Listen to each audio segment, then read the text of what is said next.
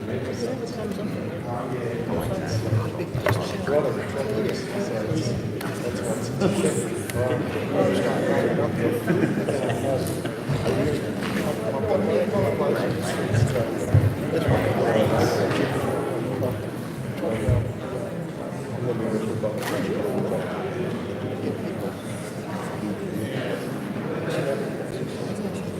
guns are great in Australia. Around the world, not so much.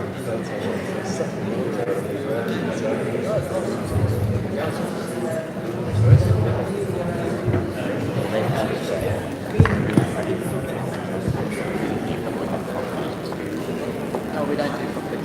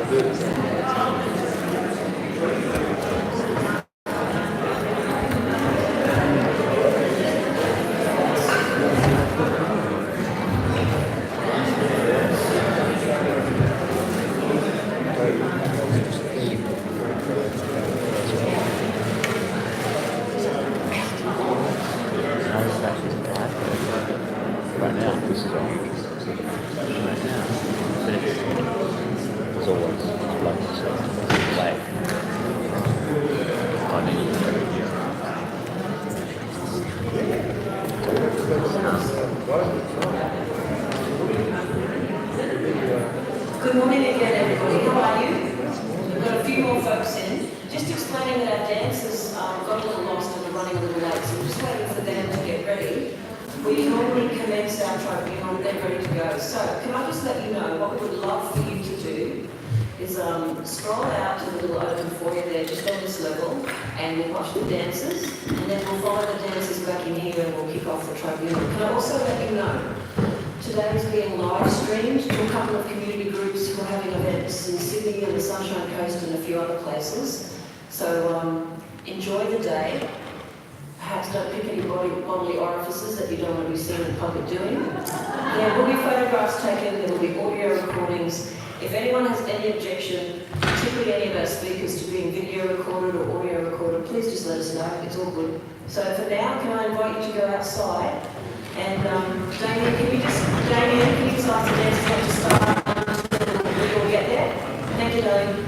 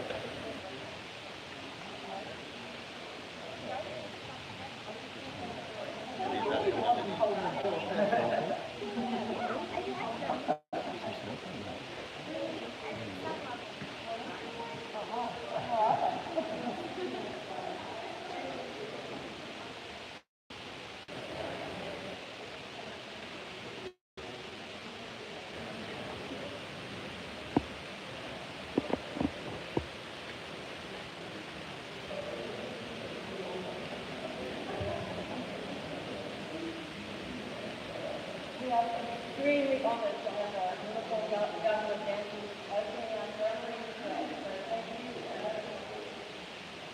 Thank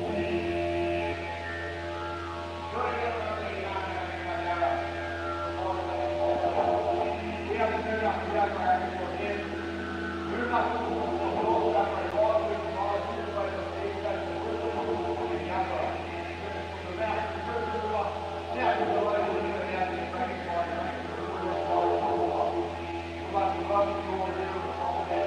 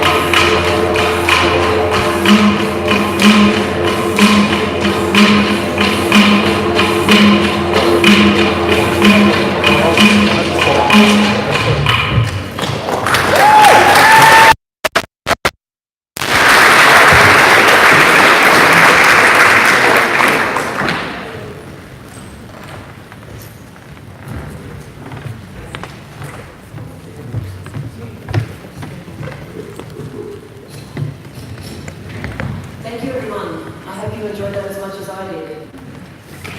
Yeah, it's a beautiful way to start a people's tribunal and a discussion about important issues. I'm very pleased to have our panel members today coming up and joining us, and then we'll officially get started with the stories and sharing.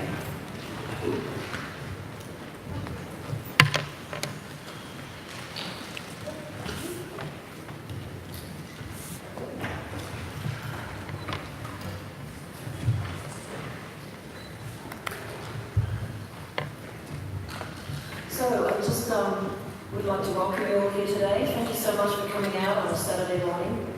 And hello and welcome to our wonderful communities in other parts of Australia who I hope, if technology is working, are joining us through the live stream. We have people at the Sunshine Coast and in Sydney and a few other pockets and places. And hopefully in the future, if we do these now that we know we can in fact work out the technology, we'll be able to do it even more broadly.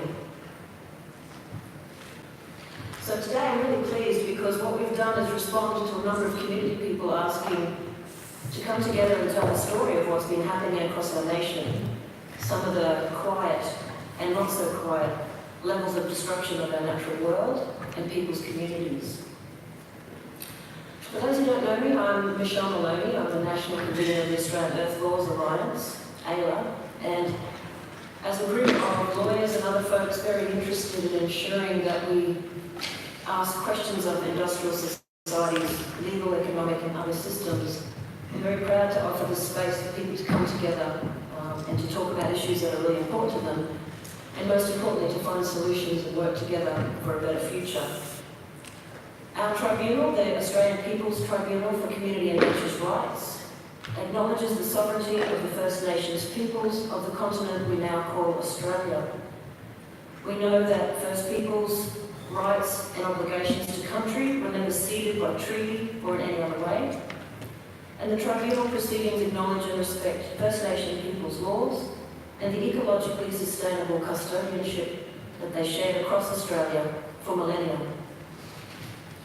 I'd also like to acknowledge the impacts of colonisation, the impacts of my people, the whitefellas who came to Australia, and I also want to acknowledge the strong and deep love that I and others have for country and our strong, deep desire to build a future that involves all of us equally sharing and respecting First Peoples and the future of this beautiful continent. So our tribunal is a truly humble, unfunded, completely independent. There's no government funding, certainly. There's no philanthropic funding. In fact, there's no funding at all. There are no vested interests here. It's just a bunch of people really worried about what we see day to day in the country and what's happening in some communities around Australia. So what we're trying to build is a permanent place, a unique forum for ecological and social justice in Australia. AILA will hang on to this space and open it for everybody for as long as we have breath and can continue. We aim to respond to situations where our current legal, political system is not working. We don't want to create conflict or division. We don't want to name and shame. What we're interested in is public inquiries and ecological justice cases brought on behalf of flora, fauna, ecosystems, bioregions and local communities, people and unpeople all around the continent. So what we're interested in is hearing people and bearing witness and working together to find solutions. And one of our greatest concerns is that in a world dominated by corporate power, governments who aren't always being the best and shiniest leaders, there's an awful lot of information out there that is fractured, it's divided. It's really hard to understand sometimes what's actually going on. So the little tribunal that we're setting up helps people come together and get a snapshot of what the heck is going on across a particular issue.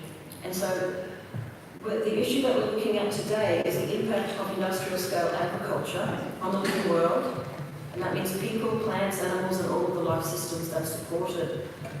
The primary focus is to hear about the impacts and also the solutions and positive ways forward that can restore biodiversity, soil, water systems, embrace compassionate farming practices, and support Indigenous knowledge systems and ongoing cultural practices that have been interrupted but not stopped by colonisation. As climate change increases, the impact of droughts, the shortage of water, the changing of soils, the destruction of biodiversity, we have to work harder and harder and harder to find systems that we can use to live here forever. At the moment, many of our agricultural practices are directly causing extreme deforestation, vegetation loss, erosion. And I'm personally very deeply worried. I grew up in the Brigalow Belt. I've got great artesian raw water running through my veins. And every time I go out, I just recently did a 3,000 kilometre round road trip, and all I see is devastation. Hundreds and thousands of hectares of dead trees. It's literally like a graveyard. Every time the poor trees try to come back, they clear them. Hundreds and thousands of kilometres of fences, keeping the cattle healthy and happy, and the emus and the kangaroos dead on the side of the road. The ecological injustices we see around us, I grew up with them, and I don't want to see them anymore. And I'm very interested in what other people think about how to do things better and do things differently. So today we're very pleased to have the beginning of the process. We'll talk a little bit out throughout the day about what we're going to do as next steps. This isn't the beginning and the end. What we have done, though, is invite selected speakers representing different groups and people doing different things across the continent. So today, we invite the audience to enjoy and to listen and to learn and to share. It's not an open forum. We're going to have a steady invitational list of people sharing some experiences. And then we're going to open up for a 3 to 5 month period where people can continue to share with us through oral and written testimonies and collect them through our website. So that's the brief introduction. And what I'd really love to do now is turn to our other panel members. And again, we're just people up on a panel bearing witness and inviting others to share with us. I'll briefly introduce and then let them speak for themselves. We have Mary Graham. She's a Combi person and an adjunct associate professor of philosophy and politics at the University of Queensland. Ross Williams has got a long history of sustainable land and country management and working for people in place. And he's a legal jury person. We have Gil Berger, who is a lawyer and extensive experience across a range of both legal, academic and permanent people's tribunal work around the world. And Gwyn McCarrick, who's a lecturer in law at UTAS, the University of Tasmania, and was actually recently a panel member of the People's Tribunal against Monsanto in Europe. So I'm very privileged to be with these people who understand the power of country and the power of people. So I'd like to turn to Mary to make some perhaps opening remarks if you wish, or just go ahead.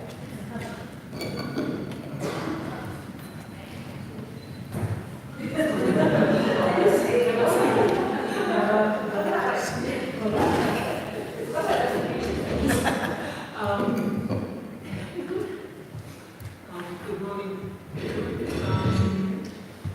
As Michelle was saying, I'm a Combi person of the Yugambeh language group down in Elkins.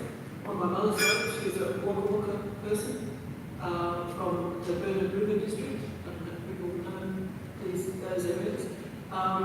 But yes, I'd just like to, and I acknowledge the traditional owners of this area, the Turrbal people on the north side and the Jagera peoples on the south side, the traditional owners.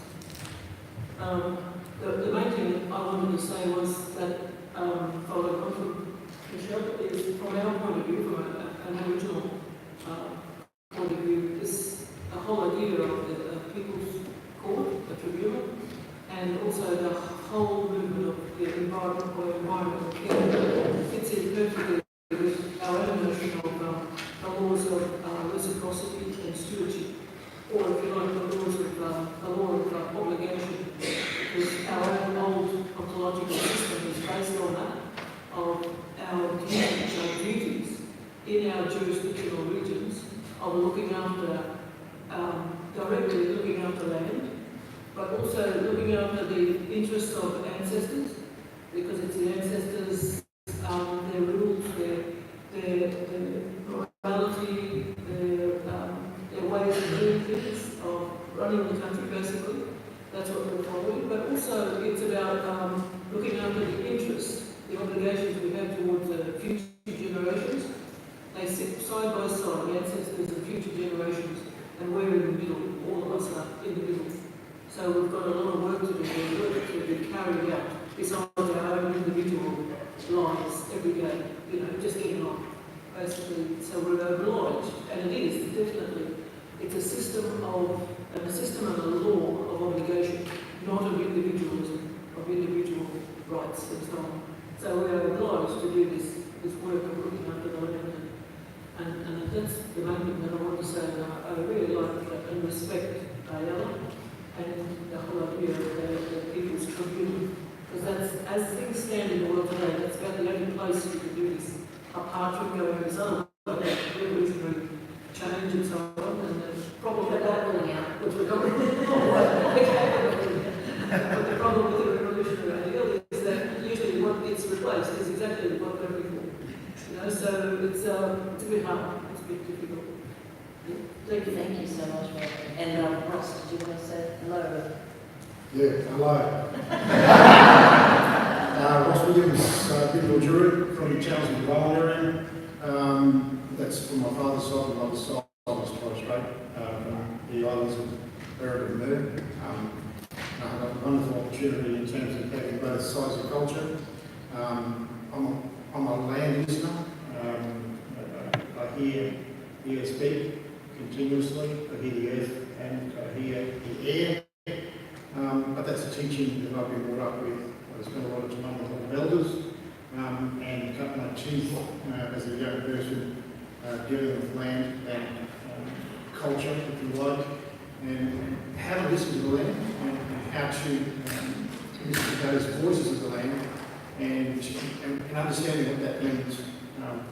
I've been fortunate enough in 30 years to be able to, over 30 years, let's be honest with myself, over 30 years dealing with land specific. So I, as a young person, lived off land. My parents didn't have much, but what we did have is so rich and so valuable. And I've watched over those period of time the land change, environment change, the circumstances change. And the reason why I'm involved in this is purely because I think things need to happen, things need to change. And I've seen it change rapidly in just a short period of time. So probably many of you, and I'm worried about what the future may hold for our children, our grandchildren. So, Thank you, Ross. Thank you. And Gil, can I invite you to just say hello and introduce yourself in any way you wish? Hello. Yes, I'm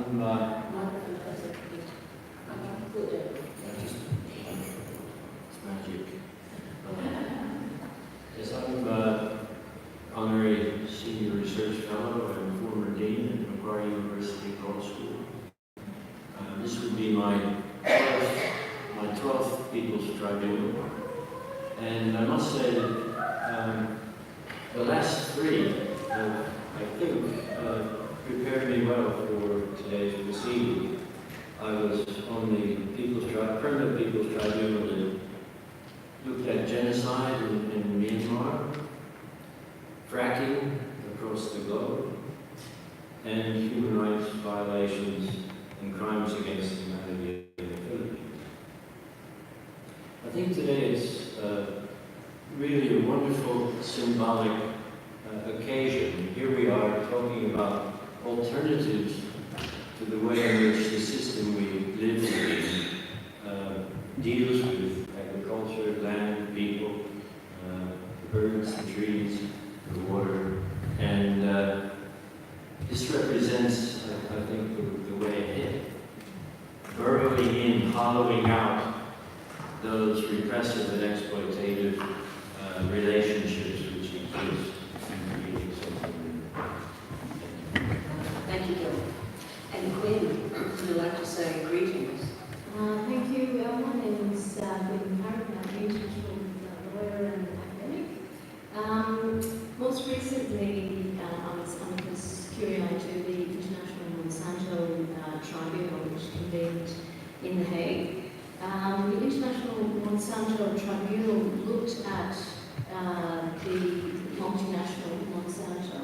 both an agrochemical company and a biotechnology company, and looked at its conduct in the light, measured it against the UN General Principles on Human Rights and Business, or John Ruggies laws.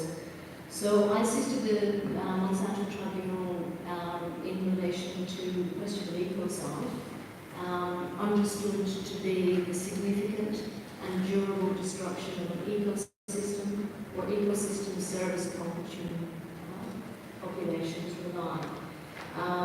So both the International Monsanto Tribunal and this tribunal itself follows a long tradition of people's tribunals dating back as far as this, the end of the Second World War and beyond. John Paul Sartre, who convened the Russell Tribunal at the end of the Second World War, famously asked, why have we appointed ourselves? And he answered his question by saying, because there is no other forum, no existing jurisdiction for us to answer these questions. So people's tribunals and civil society initiatives like this inhabit a space that is currently unoccupied by formal legal courts and processes. So people's tribunals lead a progressive discourse. They document relevant issues and challenges. They illuminate problems within our state, our society. They help to solve problems and recast our thinking so that we can imagine new ways of seeing the world. We can do this because we're not formally constrained by the judicial processes of formal courts. And history has shown that people's tribunals do, in fact, lead the way in terms of discourse because they show that it's possible. This tribunal will show that it's possible to put, to make it possible that nature is a subject of legal proceedings as opposed to an object of legal proceedings. And that's a major mind shift. So this tribunal, like all of those that have gone before, gets its legitimacy from the global citizenry, and every Australian has a stake in the proceedings today. So I'd like to thank all the speakers that have come forward to this tribunal. Thank you so much. So what we're going to do today is, if you've seen the program, we have basically 4 sessions. We're going to start with some international context, and we're very lucky to have a number of international guests with us who've been in Australia for a number of other activities, but we also co-designed some events so that they could be with us here today, and we'll introduce them shortly. We'll then have a broader look at the Australian context, First Nation food systems, and some of the impacts of post-1788 agricultural systems. I have a large and heartfelt apology for Bruce Pascoe, who actually was very unwell about a week ago and came out of hospital, so I'm personally a little devastated he couldn't join us. But we do have the wonderful Warren Saunders, who's actually just arrived. Where are you, Warren? There he is. He's going to be having a chat to us about some of the food system stuff as well. And then...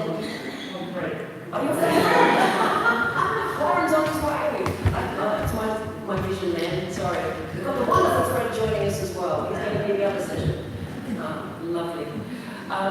So then we're going to have a case study. It's not so much a case, but an overview of the impacts of agriculture on the Brigalow region, because it's a place that's been particularly devastated by industrial scale agriculture. And then after lunch we'll have a very special beginning of a broad community conversation about the impacts of agriculture and irrigation on the Murray-Darling Basin, with a special focus on the Darling River and the Lindy Mountains. So before I introduce our birth advocates, who will be very kindly inviting our speakers up and handling each session, and then we'll just be asking a couple of questions. But before I do that, just wanted to remind folks that this People's Tribunal is not alone. We're part of the International Tribunal for the Rights of Mother Earth, which was created in Ecuador in 2014. Myself and Cormac Cullen, who will be speaking shortly, were part of that tribunal. and it's now an international space where people bring issues and cases and concerns to a people's tribunal that's global and that looks at issues of power imbalance and environmental destruction all around the world. So we're part of that, but we're also Aussie, and we're unique, and we're going to do it our way. So I'm very excited about today.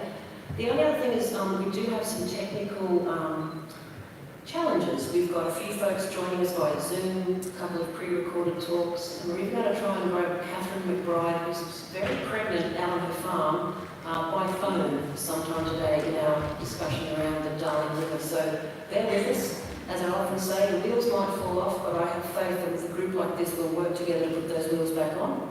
I'd love you to sit back, relax, and enjoy the learning and the listening. I'm sure there's going to be some very sad things that we'll be talking about today, but we're going to wrap it up at the end of the day with some initial comments, responses, and even some initial recommendations from us and next steps as to what we might do based on what folks are interested in having the People's Tribunal team next. So, what I'd like to do now is I might actually introduce both of our lovely Earth advocates. If you'd like to swing around and stand up and so we've got Isaac Beale and Nate Turnbull. Can we all please say hello and give Isaac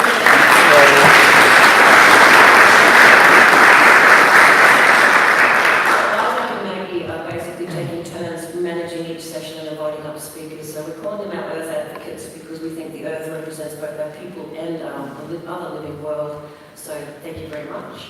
And I also just want to really acknowledge the phenomenal effort of all the volunteers who are helping today. So we've got Damien Bright who's helping out with PowerPoint, fingers crossed. We've got the fabulous James Lee, who if you've run the symposium the last 2 days, nothing much works without James, so thank you, James. And we've got a new volunteer, haven't we? Carolina? Yes, thank you. Carolina will be our timekeeper, keeping an eye on things. So everyone's a volunteer, and I just thank everybody here for being part of this today. So, I'd very much like to now invite Isaac to introduce our international speakers for our first session and discussion. Thank you, Isaac. Good morning, everybody. So, to start off, we'd like to invite. There it is. Now it is. Sorry. Good morning, everybody. To start off, we'd first like to invite Eric Holt-Jimenez to the stand, please.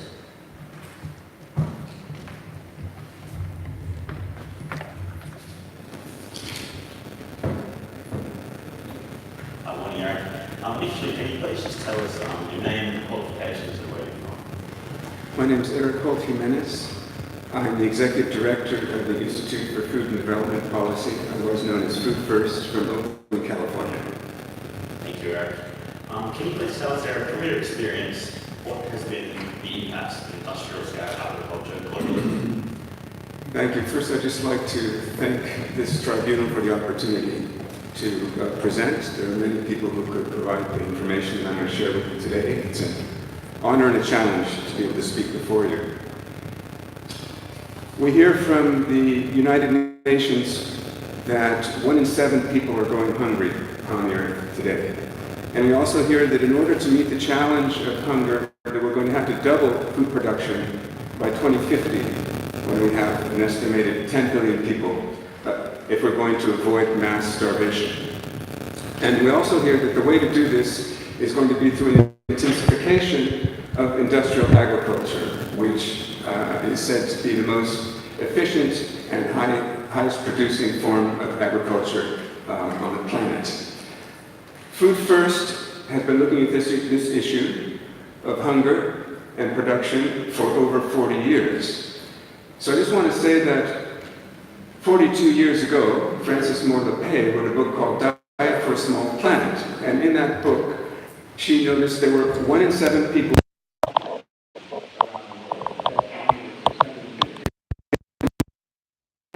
and we were told at the time that we had to double food production or we were all going to starve. And the best way to do that was with the emerging technologies of industrial agriculture known as the Green Revolution. The fertilizers, the pesticides, and the hybrid seeds, along with irrigation and big farm machinery.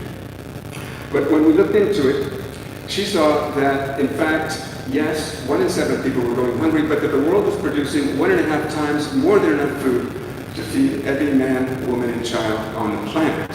And she also found that we were eating much too high on the food chain. And the way that the food was being produced was creating massive ecological, environmental destruction. No matter, the Green Revolution was financed by the banks on Wall Street and Bond Street. Experts were trained and sent around the world. Money was loaned to third world countries to adopt Green Revolution technologies in order to save the world from hunger. The same thing happened in the United States and in first world countries. Farmers were provided very cheap loans to be able to buy these new technologies, to upgrade their technologies, and to double their production because the world was starving. You can imagine what happened. Everyone began to produce a lot more food. And we began to see massive destruction of rainforests and massive displacement of traditional peoples, of peasant farmers, small farmers, family farmers. They were pushed out through industrial practices.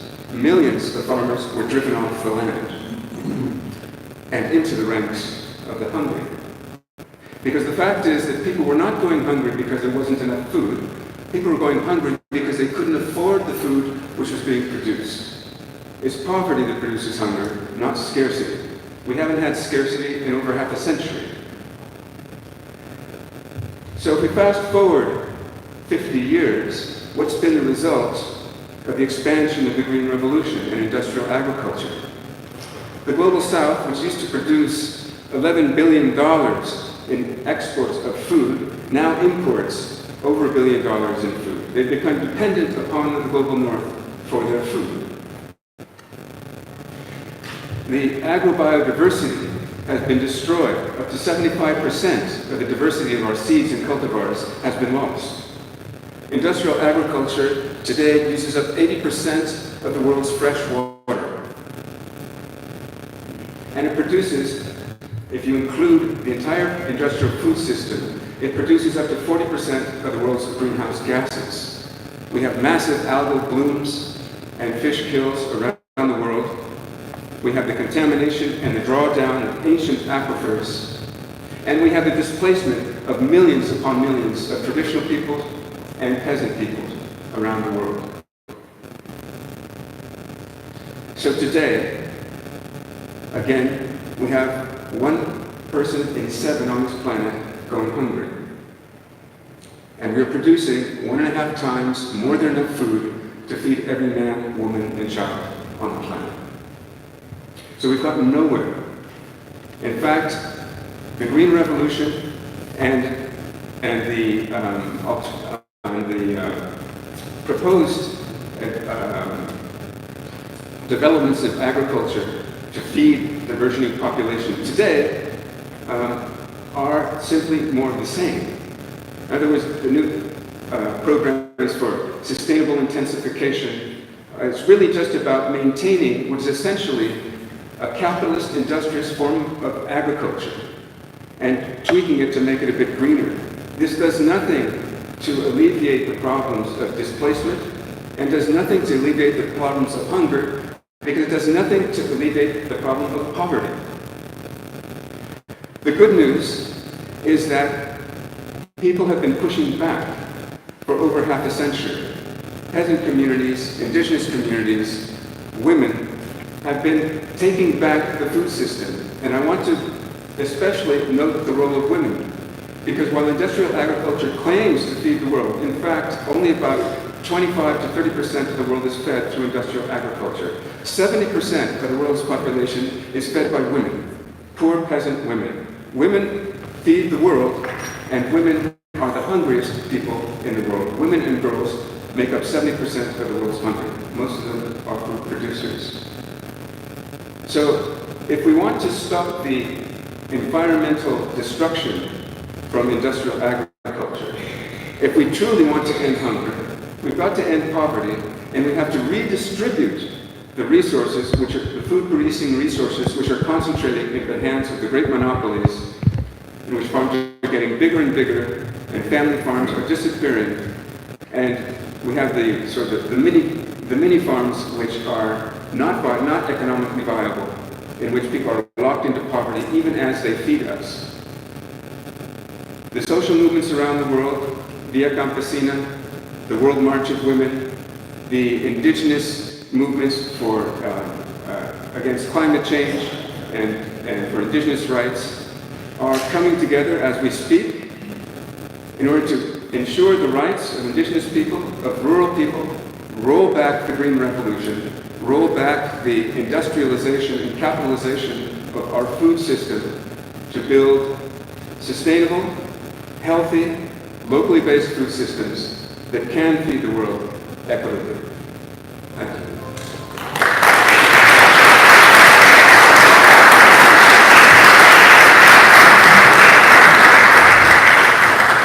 Thank you very much, Eric. I was wondering if Campbell might have some questions. I only have a very quick one. Eric, but is the number you said only 25% of the world's population is actually fed by industrial scale agriculture, like the factory farming? Is that the number, 25%? 25 to 30%, only 50% of food even crosses borders. In other words, the global economy of food only has 50% of the world's food. The rest is produced and consumed, at least nationally, if not locally. Okay. Thank you. We will only be asking 1 or 2 questions each speaker because of the time, but Ross? Yeah, Eric, you mentioned consumption. Do you have any data or statistics in relation to waste from agriculture? Thank you for the question. The industrial food system overproduces food and has been for over half a century. And as a result, 40% of the world's food is wasted. We have to be careful when we think about food waste because there's the idea that if we just repurpose the waste at the consumption end, that we can feed the world with the amount of food which is being wasted. Remember that people are hungry because they've been displaced and they're poor and they can't buy the food which is being produced. If we're really concerned about food waste, we have to address the system which overproduces. And that would be the capitalist food system. Capitalism overproduces everything. Food is no exception. So we need to reimagine and repurpose the food system itself if we want to end food waste, poverty, and hunger. Thank you. Next, we'd like to invite Charles Lefko to the stand.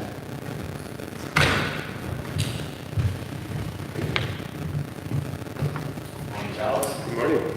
Can you please tell us your name and qualifications? Yeah, so my name is Charles Lefko. I'm Canada Research Chair in Sustainable Food Systems. I live and work in Thunder Bay, Ontario, Canada, which is also home to the traditional territory of the Ojibwe, Cree, and Métis people. So, thank you, Charles.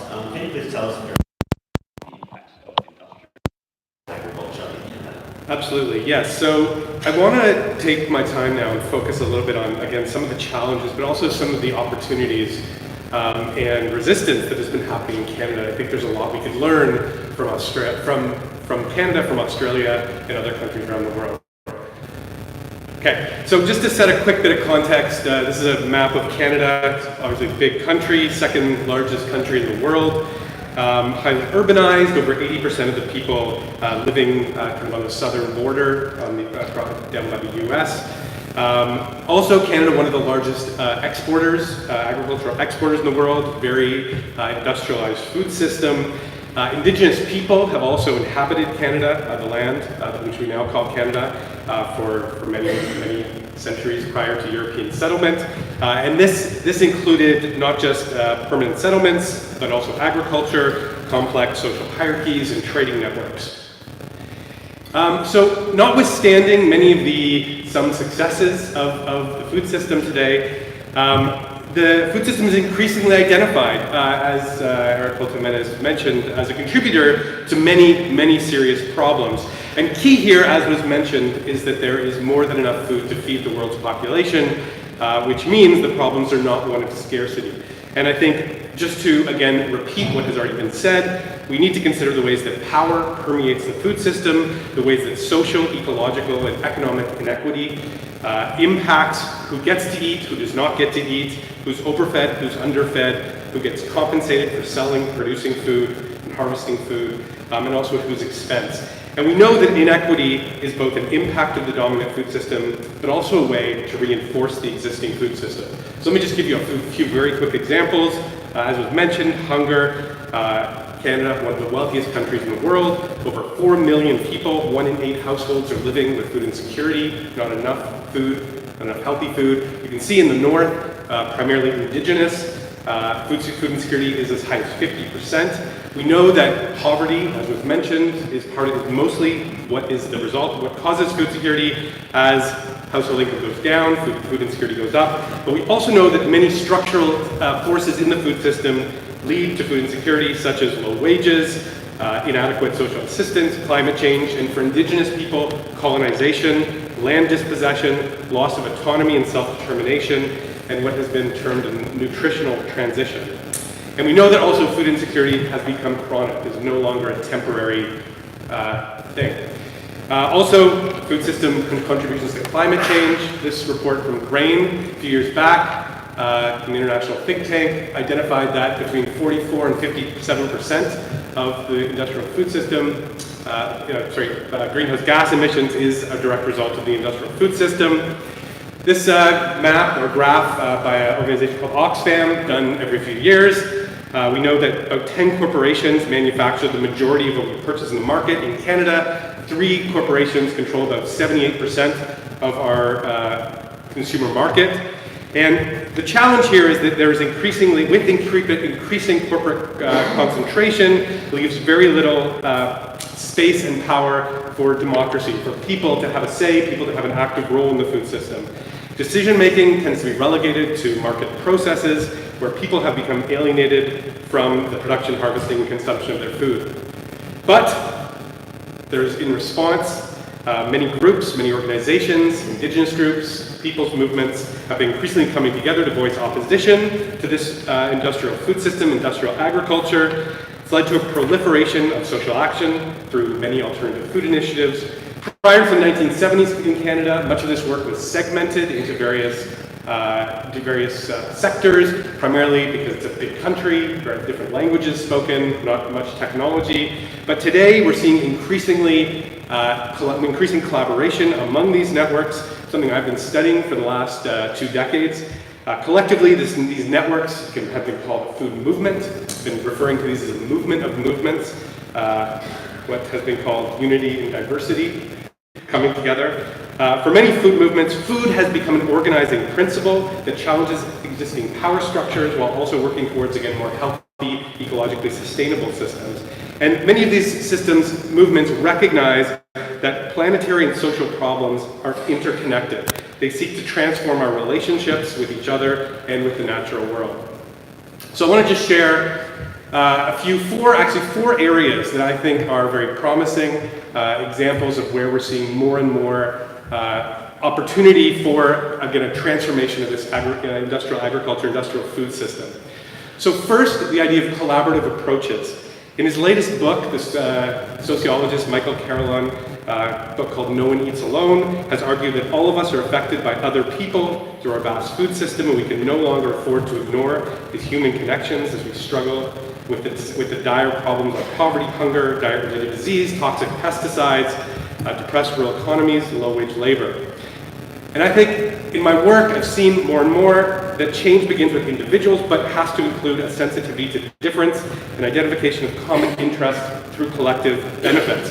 Building community is key to healthy, equitable, and sustainable food systems, and this involves moving beyond individual market-based approaches, such as vote with your dollar, towards ones that are embedded within meaningful cultural community relations, while improving, again, the idea of good, healthy food for everybody.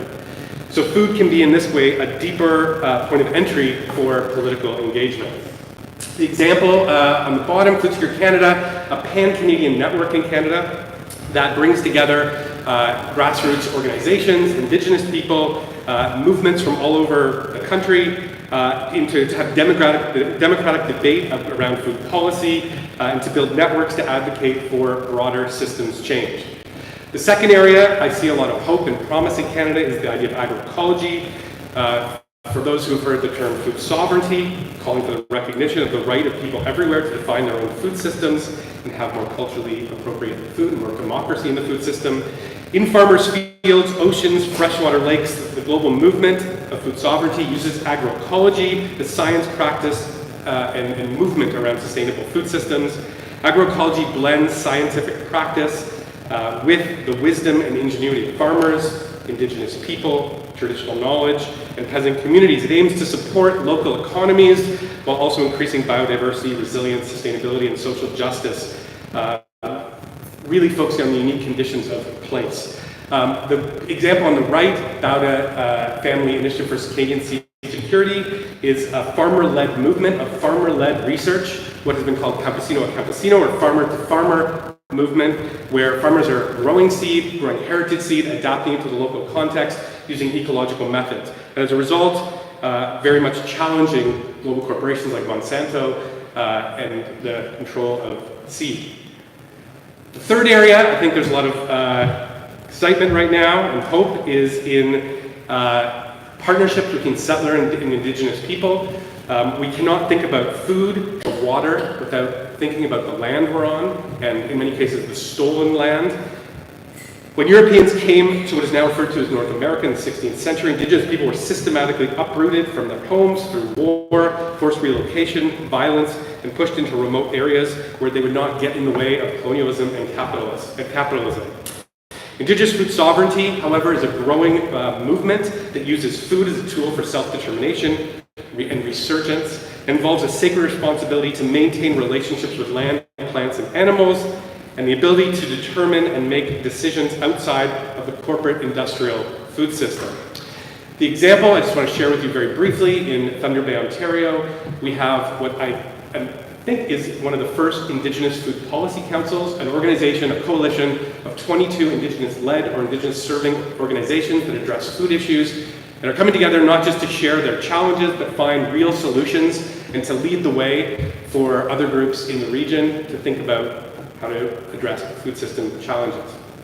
Finally, and I'll end with this, many food movements, I think, are seizing the opportunity to advocate for greater power and influence in food system governance. So moving from their place-based and bringing that experience, place-based initiatives, into dealing with more policy, more governance, the rules, relationships, practices, and structures which hold power and control how decisions are made within the food system. So the final example I'll give you on the left here, in 2008, between 2008 and 2011, Canadians went through a process called the People's Food Policy Project. We engaged 3,500 people across the country in what we call kitchen table talks, grassroots discussions, to develop essentially a platform based on food sovereignty to address policy. It was remarkable not only for the number of people involved, but because it effectively introduced concepts of food sovereignty and power in the food system to Canadians. It walked the talk through processes of participation and reflected food sovereignty principles in respect to inclusion of ordinary people, traditional knowledge, and the natural world. And this project has had a profound impact, in effect, well beyond the food movement, inspiring discussion for food policy and food governance among the general public. Thank you.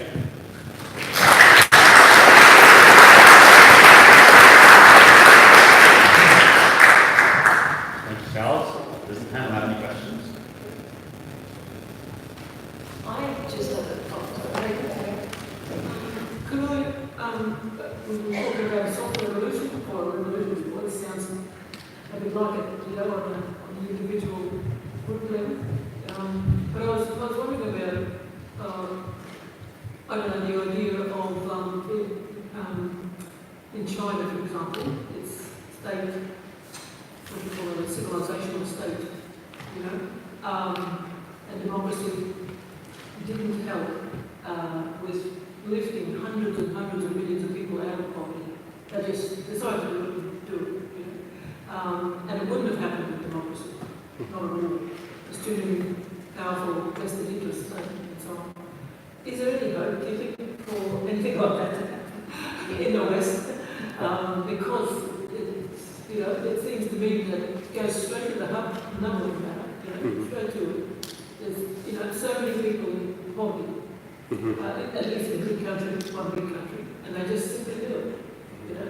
knowing that they kind of turned a blind eye to the environment, but now they're looking at the environment. So it's a state, a particular state that takes care of that.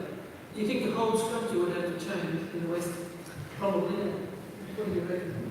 Yeah, so that's a great question, a big question. Let me answer it just in this way. I've been very interested when looking at Canadian food movements and American movements and movements being here in Australia as what I've been thinking of as a prefigurative politics, right? So thinking about ways to not only engage with the state, I think we have to engage with the state if we want to transform the system, especially in democratic countries where we have the ability to speak freely and work with the state. But change does not come from government. We know that. Throughout history, we can look at every major change in society, and we know that it has come through social movements, through grassroots action. So while also engaging with the state, I think we also need to be actively building initiatives, building relationships, building partnerships, which is where a lot of these movements are focused. And we were speaking earlier about this idea. Doing some of my research, someone once talked about it as a nut. When you crack a nut, we need to really put pressure on it from both ends. You can't crack a nut one way. So thinking about working with the state and being engaged with the state at a policy and governance level, but also the grassroots is vital in terms of actually transforming the system. Thanks, Charles. I noticed with your map, there's some areas there not applicable. I noticed the location has non-applicabilities, which I find geographically interesting, around food and insecurity. But the question I've got for you is, what are the threats that you see around food insecurity right now in Canada? What are the major threats? As we talked about, I think food insecurity, so not having enough safe, acceptable, culturally appropriate, ecologically produced food, is primarily a result of poverty.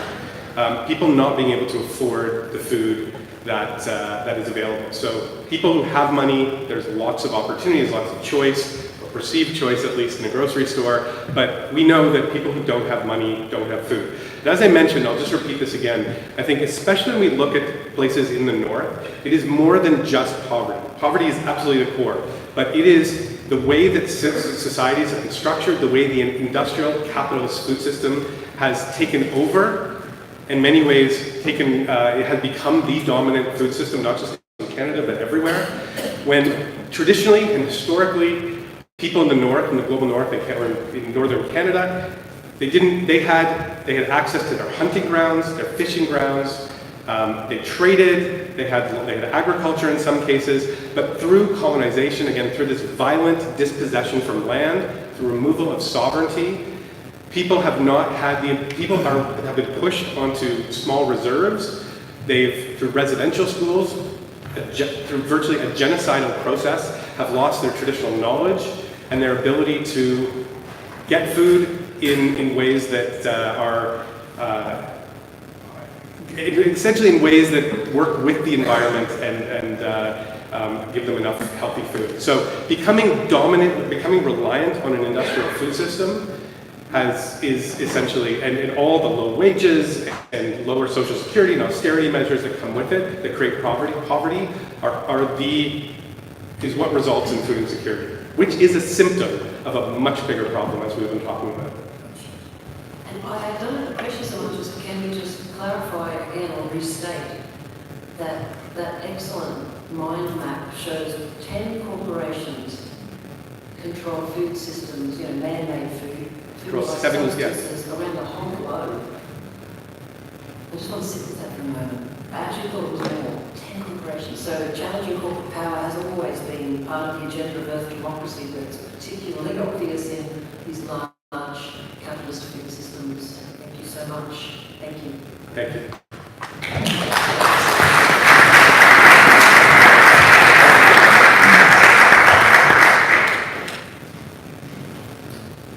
Next, I'd like to invite Cormac Cullen to the stand, please. And I think rather than the stand, let's say invite them to speak with us.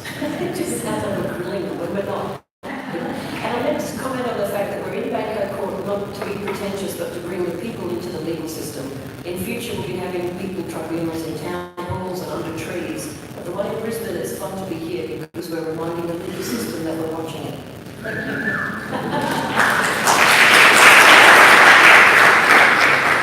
Any comment? Can I initially please ask your name, qualifications, and where you're from? My name is Cormac Cullen. I'm from Cape Town in South Africa. I practice as an environmental lawyer, so I'm an attorney by profession. But before I was a lawyer, I was an anti-apartheid activist, and I'm very involved in the global alliance for the rights of nature. Thank you, Cormac. So, you've been a judge at international tribunals on the rights of nature before. Can you please tell us about these tribunals and their relevance to this tribunal? And Cormac, can you put your mic up a little? It's a bit dodgy. You'll just want to be able to hear you. Okay, Thank you. Thank you. Yes. Before I begin, can you hear me? Yes. Before I begin, I'd like to acknowledge and honour the traditional custodians of the country in which we stand and their elders, past, present and future. And I was particularly enjoyed the dancing ceremony that we opened. I mean, I think it was a beautiful visual image of what we're dealing with the indigenous wisdom being expressed in the heart of the court system here in front of the paintings of the old judges. So I think the symbolism was beautiful. I'd like to start by asking you to imagine how different the world would be if courts determined the lawfulness or otherwise of human conduct on the basis of whether or not it was in the interests of the whole community of life.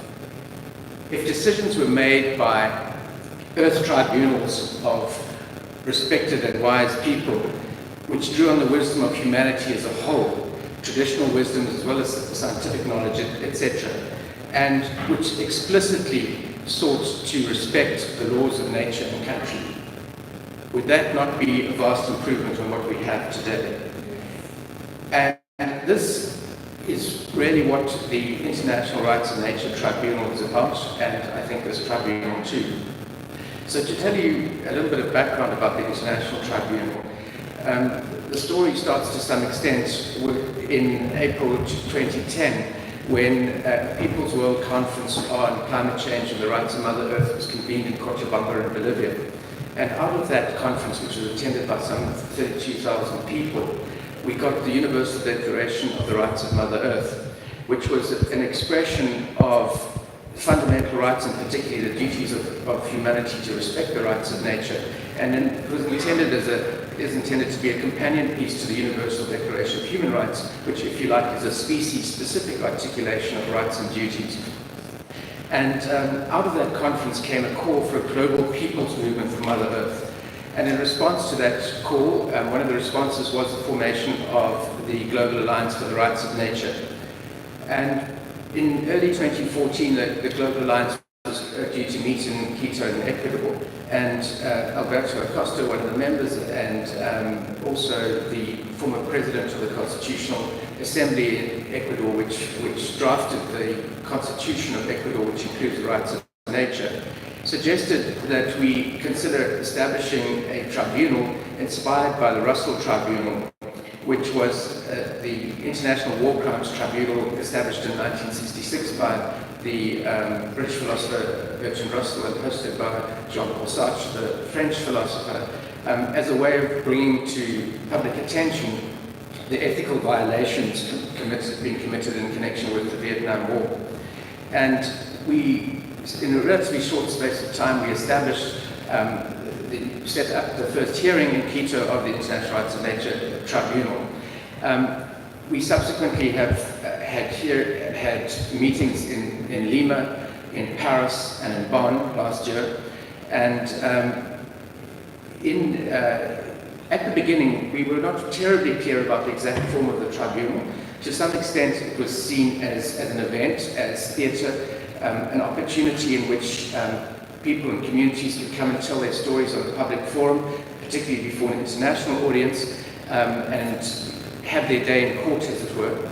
and which media could come to and listen to testimony not only from experts on the subject, but also by affected people who could speak from the heart as to what it really feels like to be in a community where there's fracking, where your forests get cut down, where you get displaced by mining, etc. So the hearings were very, very powerful because they fed not only the intellect, but also the heart. And frequently people in the audience would end up in tears.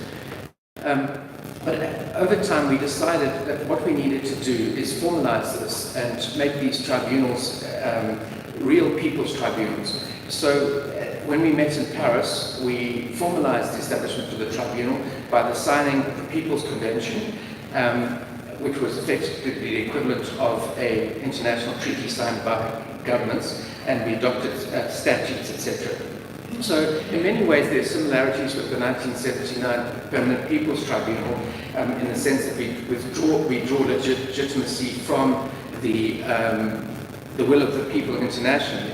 But it has some important differences, particularly in relation to the law that applies. So the International Tribunal is established to deal with serious violations of the rights and duties established in the Universal Declaration of the Rights of Mother Earth. And it's entitled to apply not only international human rights law and the text of the Declaration itself, but also to draw on indigenous wisdom and to apply the rights of nature, to apply natural law in the sense of nature, the actual physical functioning of the planetary system as far as we can discern it. So why is this important?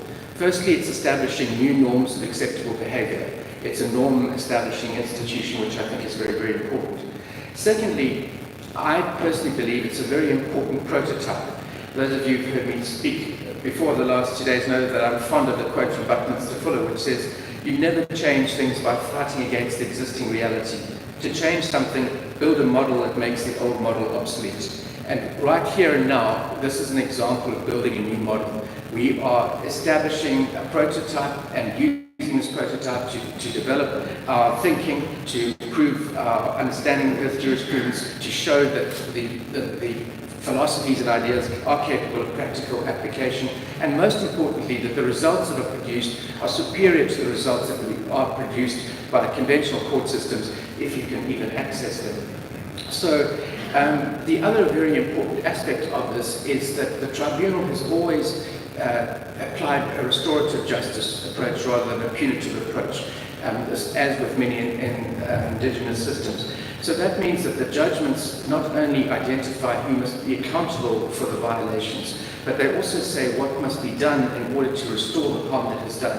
So in this way, the judgments of the tribunal establish an agenda for action. They say to the public, this is what we need to do to solve these problems. And this has been, it's also proved to be very powerful in relation to grassroots movements. To give an example, the last tribunal in Bonn decided to send a fact-finding mission to Bolivia to investigate the violations of building a road through indigenous territories and through rainforest. And initially it was ignored by the Bolivian government, but public pressure, there was so much coverage of the fact-finding mission, particularly when they were detained by cocoa producers, cocaleros, that eventually the government had to meet with them, and it hugely strengthened indigenous movements in the country and generated a really strong, powerful force, and the judgment is yet to come. So I think that what we're talking about here, it's very important to realize that we're talking about a different kind of power. When we use the word power, we are very used to the idea of coercive power, the idea that a court is not a court unless you can send out the police and the sheriffs, etc., to enforce its judgments. But there's a different kind of power. In the introduction, Michelle referred to the power of people and country. And there's a huge power that comes when people agree, the power of consensus, the power of solidarity. And if we build the legitimacies of these courts to the point where the general public accepts that what's coming out of the courts, of these tribunals, is well-considered, well-analyzed judgments by respected people that they can trust, then we achieve a real kind of power, and people will themselves enforce it, in the sense that, for example, the judgment on the Great Barrier Reef called for divestment from the project. Now, I know the divestment campaigns that are happening that are not necessarily driven by that, but the fact that it is, I think we'll get to the point where you'll have effectively crowdfunding. You get the community as a whole will take it upon themselves to enforce the judgments. So I would like to conclude by saying, I think it's very, very important that we take ourselves very seriously, what we're doing here. And I would urge you to build the legitimacy of this tribunal, to build it in a way that it wins the hearts and minds and trust of the people, and in that way acquires a different kind of power. Because I believe very strongly that we are engaged in an incredibly important exercise. We are building the institutions right now of the ecological civilization that humanity will need if we are going to survive on this planet. Thank you.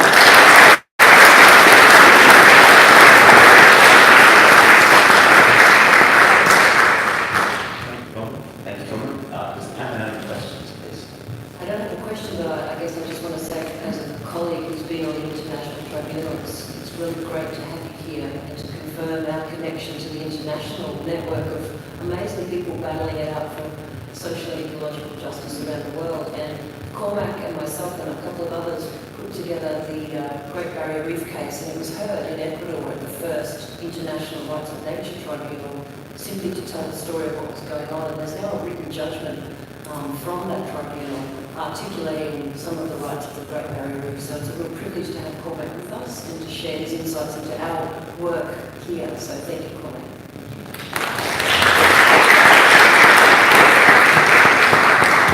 I'd now like to invite our lovely Earth advocate, Maggie Turnbull, to introduce our second session, which is about the Australian context of the food systems and the agricultural systems in this continent. Thank you, Maggie.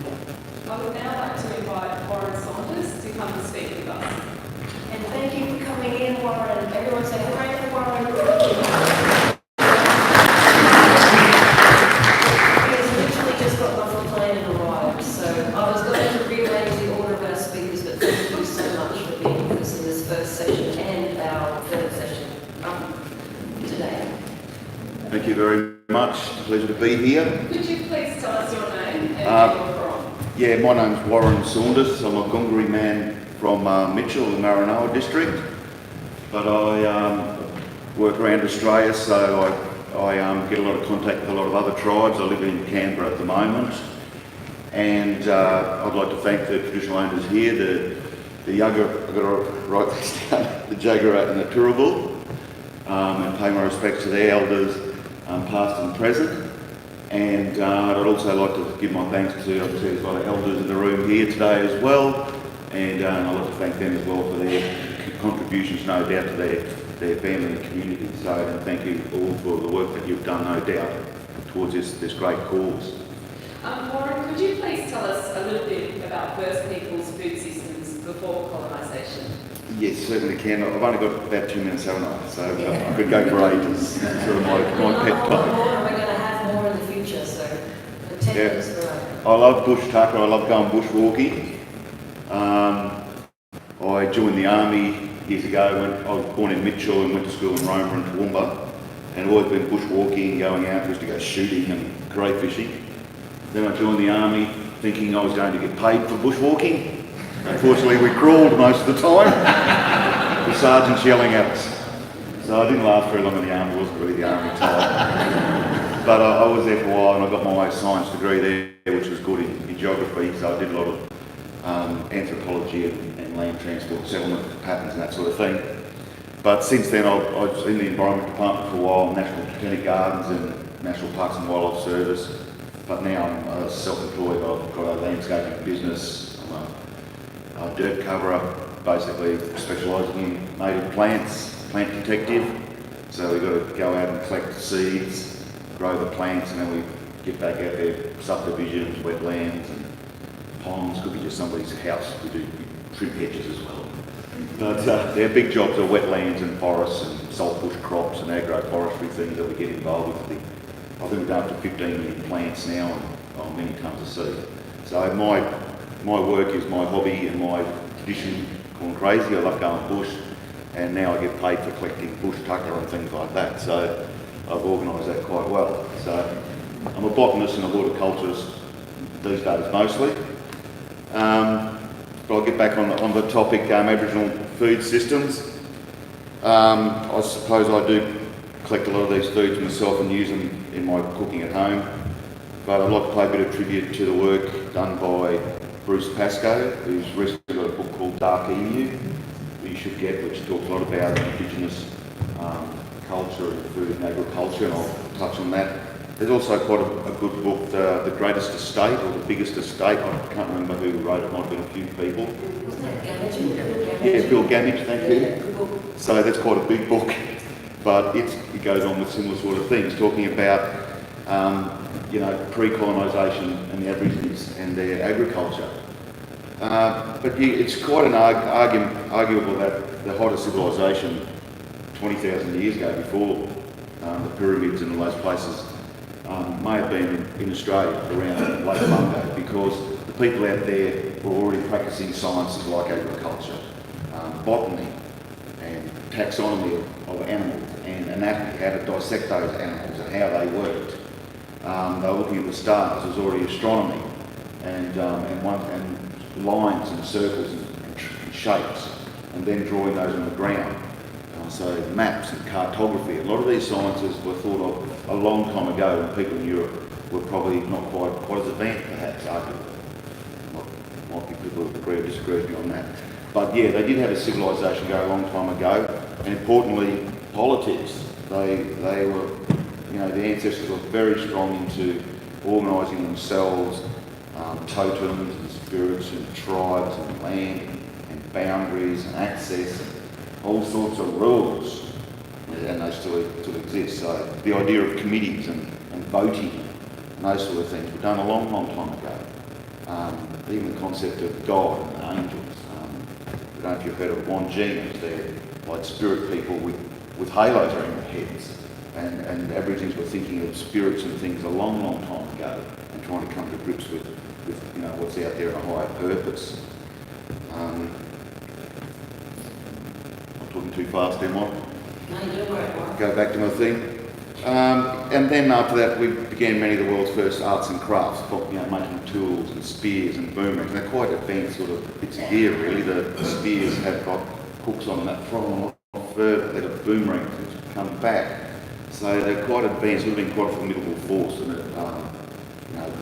the troops at the Wiradjuri and Camilla had at their disposal were quite well armed and could go forth. And they did have a bit of a frontier battle early on.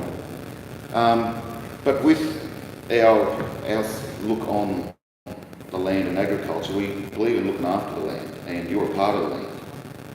And many of us have totems. When you're born, you're given a totem. Mine's emu. And other people might have different animals, and kangaroos, etc.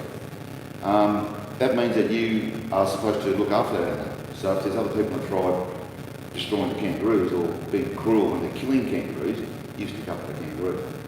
So that's what I do for the emu. I don't eat emu. And so we have those roles in our society, and there's a lot of those roles given out to people. And people were in charge of different catchments. Some people were there to light fires. They had that special training to do the farm stick sort of farming that we would do. And so there are a lot of roles in society and a lot of crossover, and that's what made our society strong. And modern society is very strong as well, because you've got your family, you've got these lines, you're in a sporting club, you've got a zodiac, you've got all these things that make you up, which cross over and make society a strong unit. We're by ourselves, we aren't as strong, and we aren't as connected. And that's a very big word for our tribe at the moment, is connection to country, connection to each other, and also that connection to yourself. You need to have that understanding of yourself. And that's sort of like the three rules we have very much. Look after yourself, look after your country, look after your community, your family, and look after yourself. And very importantly, the tribe, it's all about caring and sharing. So with food resources, a lot of it revolves around water.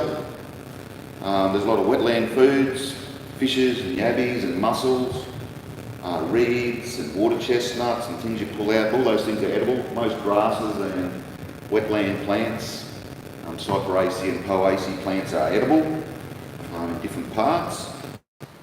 Bamboo shoots, all those grasses. And there's also animals coming toward it. There's always birds, eggs, and it's pretty easy to ambush game coming down to rivers and billabongs. Further away from the billabongs and the wetlands and the rivers, you've got grasslands, and they've got grains and cereals, yams like yam daisies and orchids, and bigger game like kangaroos and emu. And those areas are often burnt. We've got any photos? Supposed to put some photos. Have you given them to Dana? Did you look at some of those and flick through a few? Pick them up. Marinara River, yeah, that's it. Oh, you can just flick through a few of them. This is just my country. Well, not so good. There's a bottle tree. There's Warren in the nursery. This is up in the Maranoa. This is just the artwork from our area. Now this is an unusual one. It's one of the only human stencils. See the fellow up there? That's up near Mount Moffat, so that's quite rare. This is the Channel Country. These are seasonal sort of little waterways, and there's hundreds of them crossing over each other down sort of from Mitchell down to St George. And there's water in and out of those things. There's all this flat country, lenses of sandy country and clay, and there's lots of different food sources in there if you know what you're looking for. Forested areas, that's sort of regrowth country. Next one. That's up the top, that's just a nice picture of Carnarvon Gorge. This is an area of one of our big camps. We Aborigines had trade lines going through their areas where people could walk, like highways, and there were big camps, usually a day apart. But this was like probably a big village here years ago at Three Rivers Junction south of Mitchell. So 3 big rivers come together on the Carnarvon Gorge. It's quite unusual bit of geology. And here's a couple of Goongarees out there looking at their scar trees, probably made into a big shield or probably a boat, a bit of a watercraft. Keep going, sort of in the forest a bit here. That's the upper forests in our district. I think there's some cattle in there. But that's sort of natural country up there. There's not much agriculture going on there. It's all very open. It's not all thick and scrubby like areas that get cleared down in the Brigalow areas and that. So it's all very kind of tame sort of bush. You can walk through it in bare feet pretty well. So old growth country tends to settle down. It's a lot easier to access compared to scrubby, thick, close in sort of country. That's a bit of little bushfire that was up there. That was quite an honour to be in a bushfire. And it was raining. And the fire was just sneaking on. See if it's the next one, there might be a little movie. I think I'll put in a movie. Is that the movie or the next one? This is and fire stick farming. That was one of the ways we did our agriculture, to burn off areas to get the grass to come up so that the kangaroos and that come into it. And in our country there's a lot of soaks, wet areas where springs come up, so you burn them off, the new growth comes up, you can sneak around the outsides to get the kangaroos. Other districts they have valleys, it's a nice grassy valley, trees on the side, you make like a trapping area, and the kangaroos eat up there, they think it's great, because you burn it off, you chase them, they run down, and you can get out the nets or trap them or spear them. So kangaroo hunting traps they are. Did you get the little movie? No, it's not showing, unfortunately, Warren. We'll try and get it to work. Yeah, that's right. But yeah, it's interesting because the fire just slowly sneaks through the bush when it's burnt properly. And so you can control it very easily. So fire stick farming is a big part of us. The important thing is just seasonal knowledge, when things are going to be right. We know that when certain flowers come up, that might be when yabbies are breeding. Coastal people know when certain flowers come out, that's when things are coming up. Eels come up the rivers at a certain time, full moons. So you can, a lot of these things you can sort of do from knowledge. I haven't got too much time out of the way. I'm going to finish off a couple more. I spoke about fire stick farming, burning areas off. The kangaroo traps, possum and goanna hunting. There's a lot of stuff in trees that you can hunt.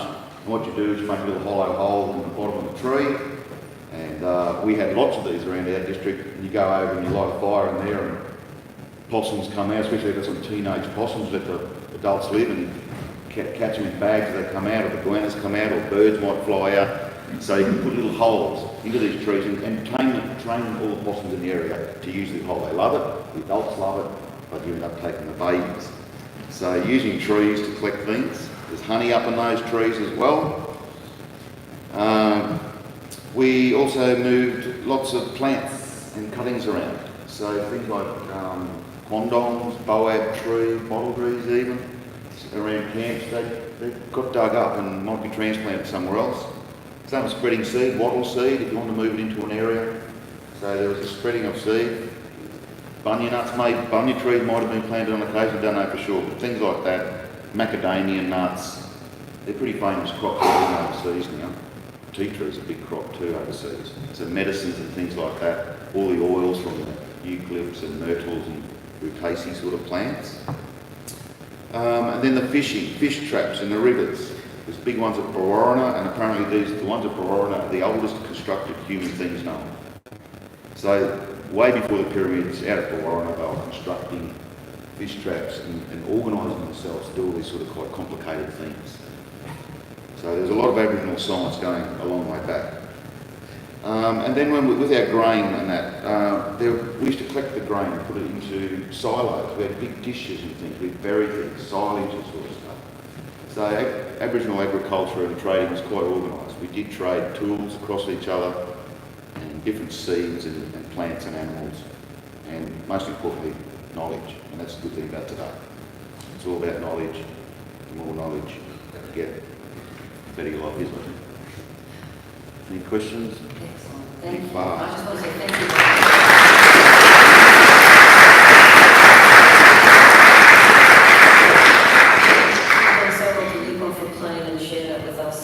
I have not so much a question, but I remember when I read Bruce Pascoe's book, Dark Emu, he had maps showing where grains were grown and harvested across places that now European agriculture declares as arid or desert. Can you just for 1 minute talk about anything you know about some of those grains that maybe some of us don't even know about that Aboriginal? Yeah, well, big one importantly is rice. Rice is native to Gulf Carpentaria and Papua New Guinea and parts in Indonesia and places like that. So the Asians got onto those grains quite a long time ago, the Japanese and people. And so that's a grain from this country, which has been commercially used. Kangaroo grass, wallaby grass, all grasses have little seeds, and if you get them at the right time, you can collect them and winnow them and burn them, get the little seeds out, grind up to make flour. So making flour, making bread is a very ancient thing, and especially for Aborigines as well. And then the other big grains are the legumes and pulses, things like all the wattles. Nearly all the wattles are edible, and you get a big grain off them. When they're a bit green, they're a bit like a bean, and then when they're older, they go black. So you can store them underground, and you can make up different flours and mix them with other things. And I think the early explorers thought that they used to turn up to camps, and the cakes and the scones and things that were presented to them were very, very nice, they used to say. So they're very good at cooking. All the recipes, you you go out there and taste bush tucker, it's pretty awful until you get the right recipe. Saltbush is very important. It's a green, warrigal spinach. You can always get some of those greens to mulch up in a bit of a pesto. So, I mean, pretty well every plant has a story. That's what I find the more as you go by. Every plant has a use. We don't want plants to become extinct. And it's something we've just got to find, well, they're useful to us, but they're important in themselves because they deserve to live as well. The species shouldn't be allowed to become extinct under human watch. Thank you, Mark.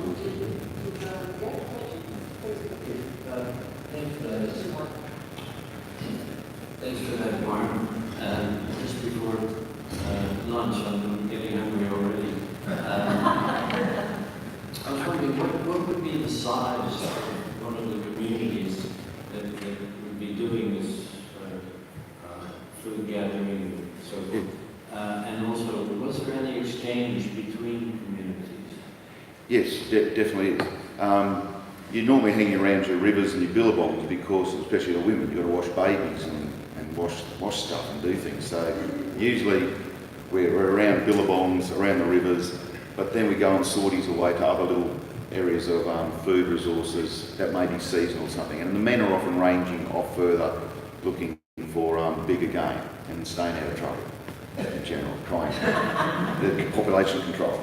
And the young men, because they're very itchy, they're often sent out onto the boundaries to keep an eye on the boundaries and go to sites and make sure the mobs next door aren't going over there and desecrating everything or mucking up. So the young fellas might be looking at camps and they light fires. The Wiradjuri, and you said how many people? Well, often it'll be a family getting around together, or their small clan somewhere. But occasionally they get together in big numbers, like the Bogon Festival down at Canberra. They come for miles, and that's another food resource up in the mountain. They're looking for moths, and they can bring them down and share them and take bags of them back home. So there's a lot of people involved there. Same up here about the Bunyana Festival.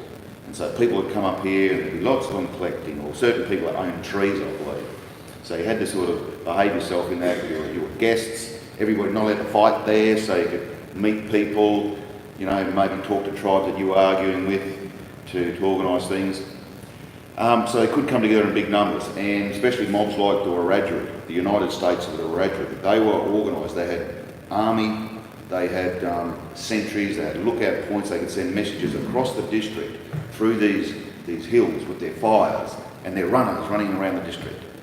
And so they were quite a formidable force, and the Kamilaroi were another big mob as well. And they if they turned up, hello. So they hopefully got permission to turn up, but they had big groups, and if they were collecting wattle seeds or grass seeds, and the whole tribe might get together. Up north, they love their water lilies, so the whole tribe might go out to collect something together. Fishing, they all go down to fish stuff together. Just clarify. Excuse me, sorry, it's not an open forum. I'm sorry. Did anyone else on the panel have a question? Yeah, please. I'm sorry, it's just we don't have time for it. We did outline that this morning. I do apologise. There'll be other opportunities. Are there any food sources, state food sources that are now not available or have been decimated? Oh, I'm sure there are. It's more the access and getting to it. A lot of the stuff from the sea would be harder to get at now. That's a big worry. Degradation of the seashore. And I'd say a lot of it's still there, fortunately, but in lesser numbers. Things are much rarer now, like koalas. That was a big source of fibre and keeping warm. So things like that have become extinct. We have lost a lot of animals, and they all would have had resources about them. So definitely there's been a loss of plants and resources from the country. It's interesting, Warren, you say people continue to do what they do practice-wise. Even today, we still hunt, I still hunt. We just use one get nets and we still hunt the same things. It's just an interesting, segue into feral animals. Have they made a change to the habitat in your country? And then have you relied on those feral animals for a food source? Well, there's rabbits. People used to eat a lot of rabbits. They turned up, but they sort of died off. There's a lot of prickly pears came out there and things. We're a bit lucky because out in Maranoa district, you start to get onto desert and native plants and animals. A lot of the exotic things struggle. Camels can make it, a few horses, but really it's hard work for exotic weeds and stuff out in our district. A bit further over, Roma and Dalby, Darling Downs, a bit more on the weeds there. But if you get into good bush, there's not many weeds and the ferals start to struggle. So the ferals and the weeds are very much part of human activity. We build roads, we make things up for them. When you go into the national parks and thick scrub, it's pretty hard finding rabbits because all the eagles eat them and things like that. So I think the natives have still got a bit of the dominance out in our district because we are such a harsh district. It's hard to grow wheat. Weeds don't like it, a lot of European things. So sometimes we get our own plants becoming weeds. Some bottles become weeds, and we've got all sorts of thorns and goat heads and things like that, which are native, prickly things. But fortunately for our district, it is a bit drier. And the soil is a little bit richer, the brigalow areas, so they clear country out there and it grows back. It doesn't grow back the same because they're destroying the soil. That's the thing you want to protect. But yeah, you clear the country out there, 3 years later it's just a thicker, but it's too thick until it settles itself down. Well, Mary, you happy with me? Yeah, thank you. Thank you so much, Warren, for speaking about.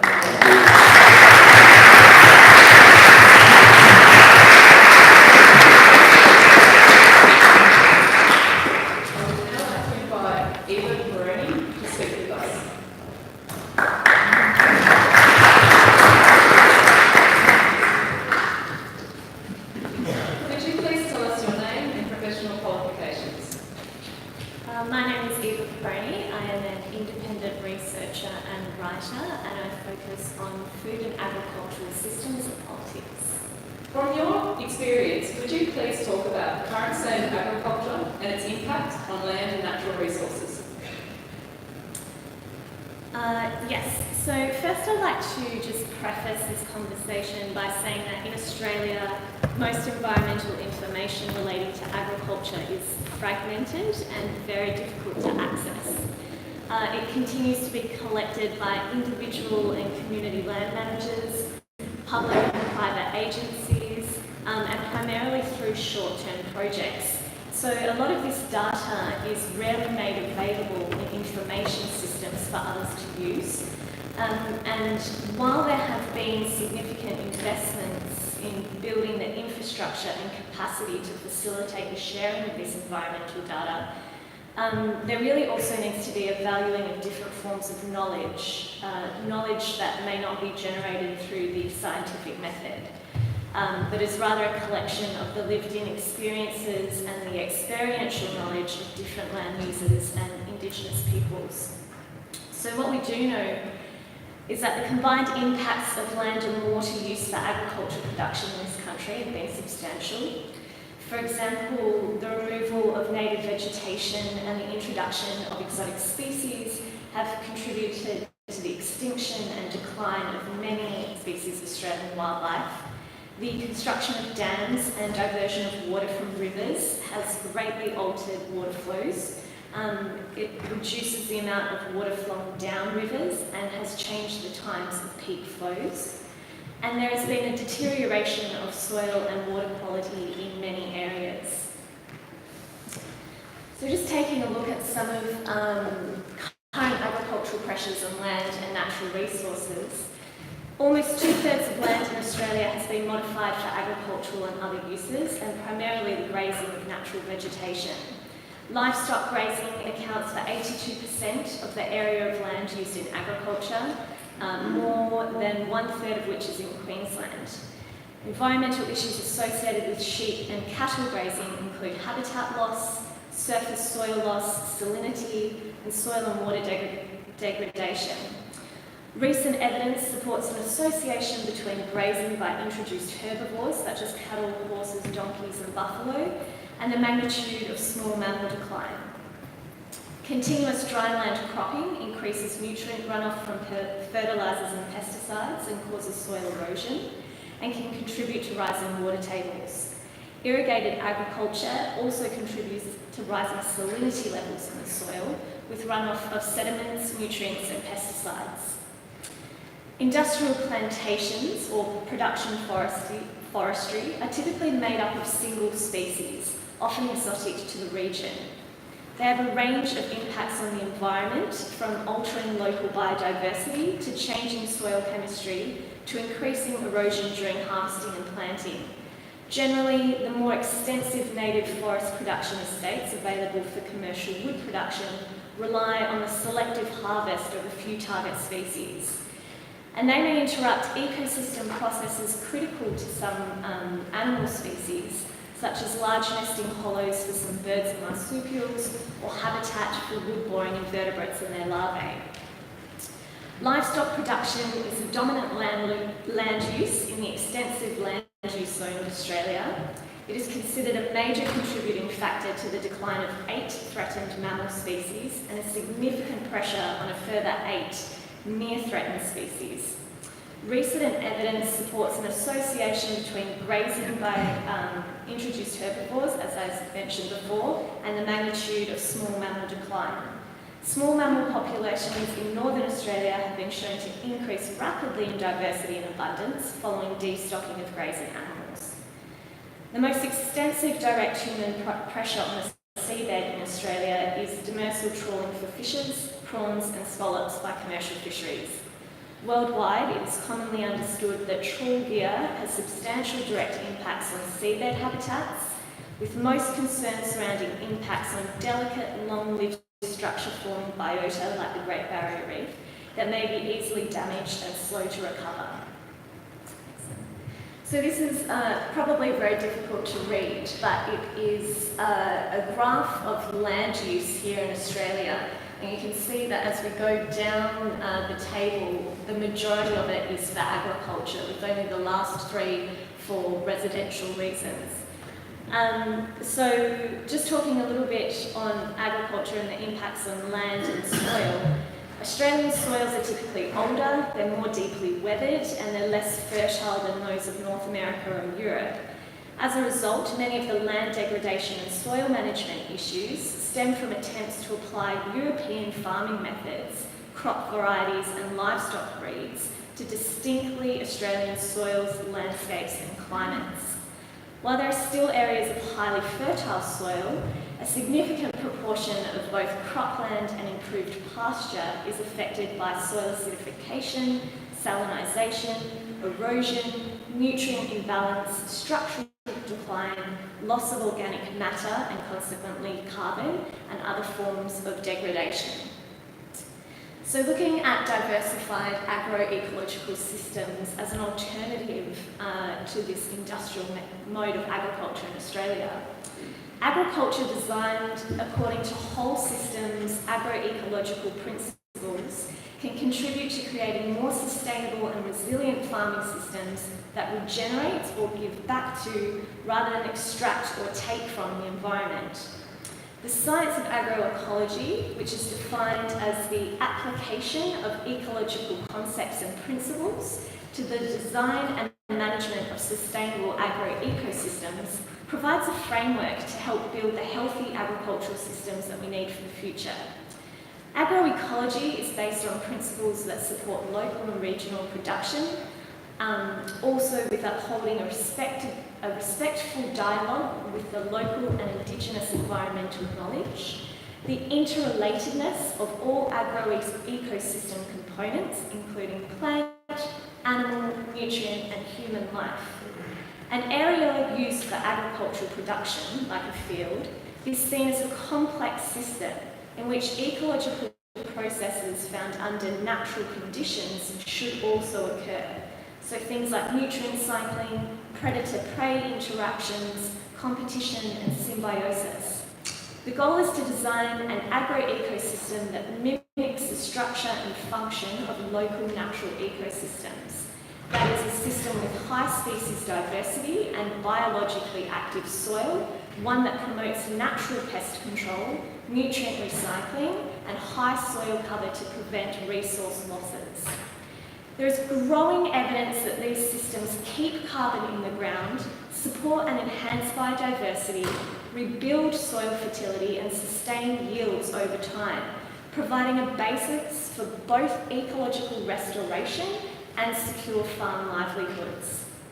In Australia and across the globe, change is already happening. Industrial food systems are being challenged on multiple fronts, from new forms of cooperation and knowledge creation to the development of strong evidence that agroecological systems can regenerate the earth, to the rise of global social movements calling for agroecologically managed farming systems. The future of our food systems in Australia requires a reimagining of agriculture as we know it, grounded in the principle of working with rather than against nature.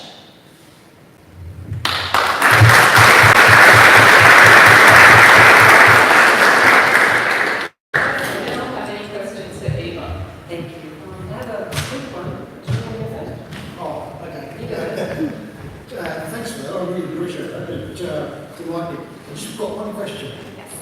From your understanding, in terms of volume, how much herbicides and pesticides are used in Australia on an annual basis? Oh, I don't actually have the answer to that question. But a lot of the herbicide and pesticide use is used for creating grains that don't actually feed people, that often feed livestock. So when we are looking at how much of that is used in different systems, we've also got to think about how those systems that those pesticides and fertilisers are used aren't for our consumption, but are for another species consumption that we'll then eat later down the track. I know that we are having very significant issues with soil, and a lot of that is to do with using fertilisers that our soils are not able to hold on to and utilise, because we do have a very unique soil climate here in Australia. Throwing on these chemically engineered pesticides and fertilisers that are really being developed for other soil systems creates massive damage, not just to soil structure, soil biota and soil carbon, but they leach then into our waterways and pollute all our water tables. So I don't really have an idea of the volume in which they're used, but I know that they're having significant impacts on our landscape and waterways here in Australia. That's a great segue to my question. I was interested to hear you say that the information out there about agriculture is fragmented and it's difficult to get data. Can you talk a little bit more about why that is and what we might do as ordinary folks to understand what's going on, how many chemicals, how do we get a handle on the sheer volume of fragmented info? Yeah, absolutely. So thank you for that question, because it's really important. Just to give an idea, the last government paper that I found that gave an all-encompassing look at agriculture and its impact on the environment dated back to 2006. I couldn't find any recent information. There are a few reasons why this is. That's largely because agricultural research and extension is privatised. So it's done to serve the interests of certain companies and certain short-term projects, rather than serve the integrated knowledge system that we really need to build to understand agriculture and its impact on the environment. Something that I've found now, which is an extension of that, is that most research is looking into climate change's impact on certain crops, and that's usually driven by an economic, they want economic information out of that. So they want to know how it's going to impact those crops, because how is that going to impact our market? So this is, a lot of the research is driven by private interests. The government is starting to come around, especially in relation to soils, after 15 years of having no real research in that area. They've realised that they have to start bringing together these different forms of knowledge and these different forms of research into a more integrated infrastructure. Otherwise it's going to continue off in little groups. So I think there needs to be change on a policy level for that. There needs to be a coordinated body that can bring in this kind of information, and we need to make sure that that information isn't just privileging one direction of research, looking at certain sectors, but is instead privileging a broader range of knowledge and information that we can build together to really address the problem. Thank you. It's a really excellent and important point, and particularly for the work that many of us connected to the Earth Laws movement and Earth democracy and even green print and bioregional governance. We're very interested in how we can make accessible to people complex, unavailable information. So thank you so much. You're welcome. Thank you.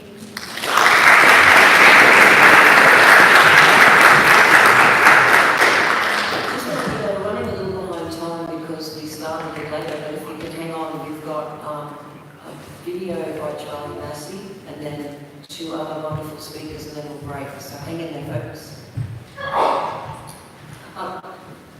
Just while you're doing that, for those who don't know, Charlie Massey wrote an amazing book called The Call of the Reed Warbler. I think I got that right.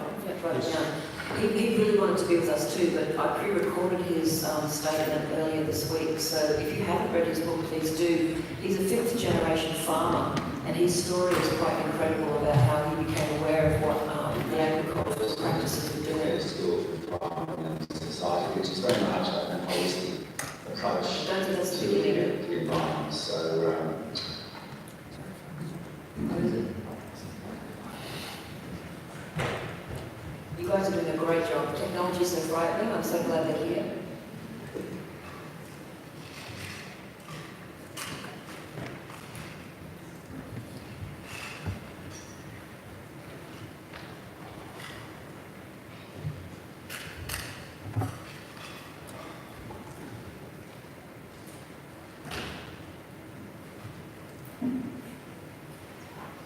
okay.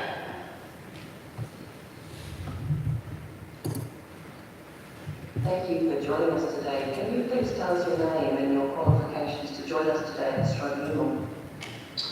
My name is Charlie Massey. I have a doctorate in theory ecology, which I did later in life at the Australian National University, the Fenner School for Environment and Society, which is very much a holistic approach to looking at the environment. So, and my other qualifications are as a farmer for over 40 years, where I've made a lot of mistakes, which wake me up to the fact that there are some major destructive elements attached to our pathway of industrial agriculture.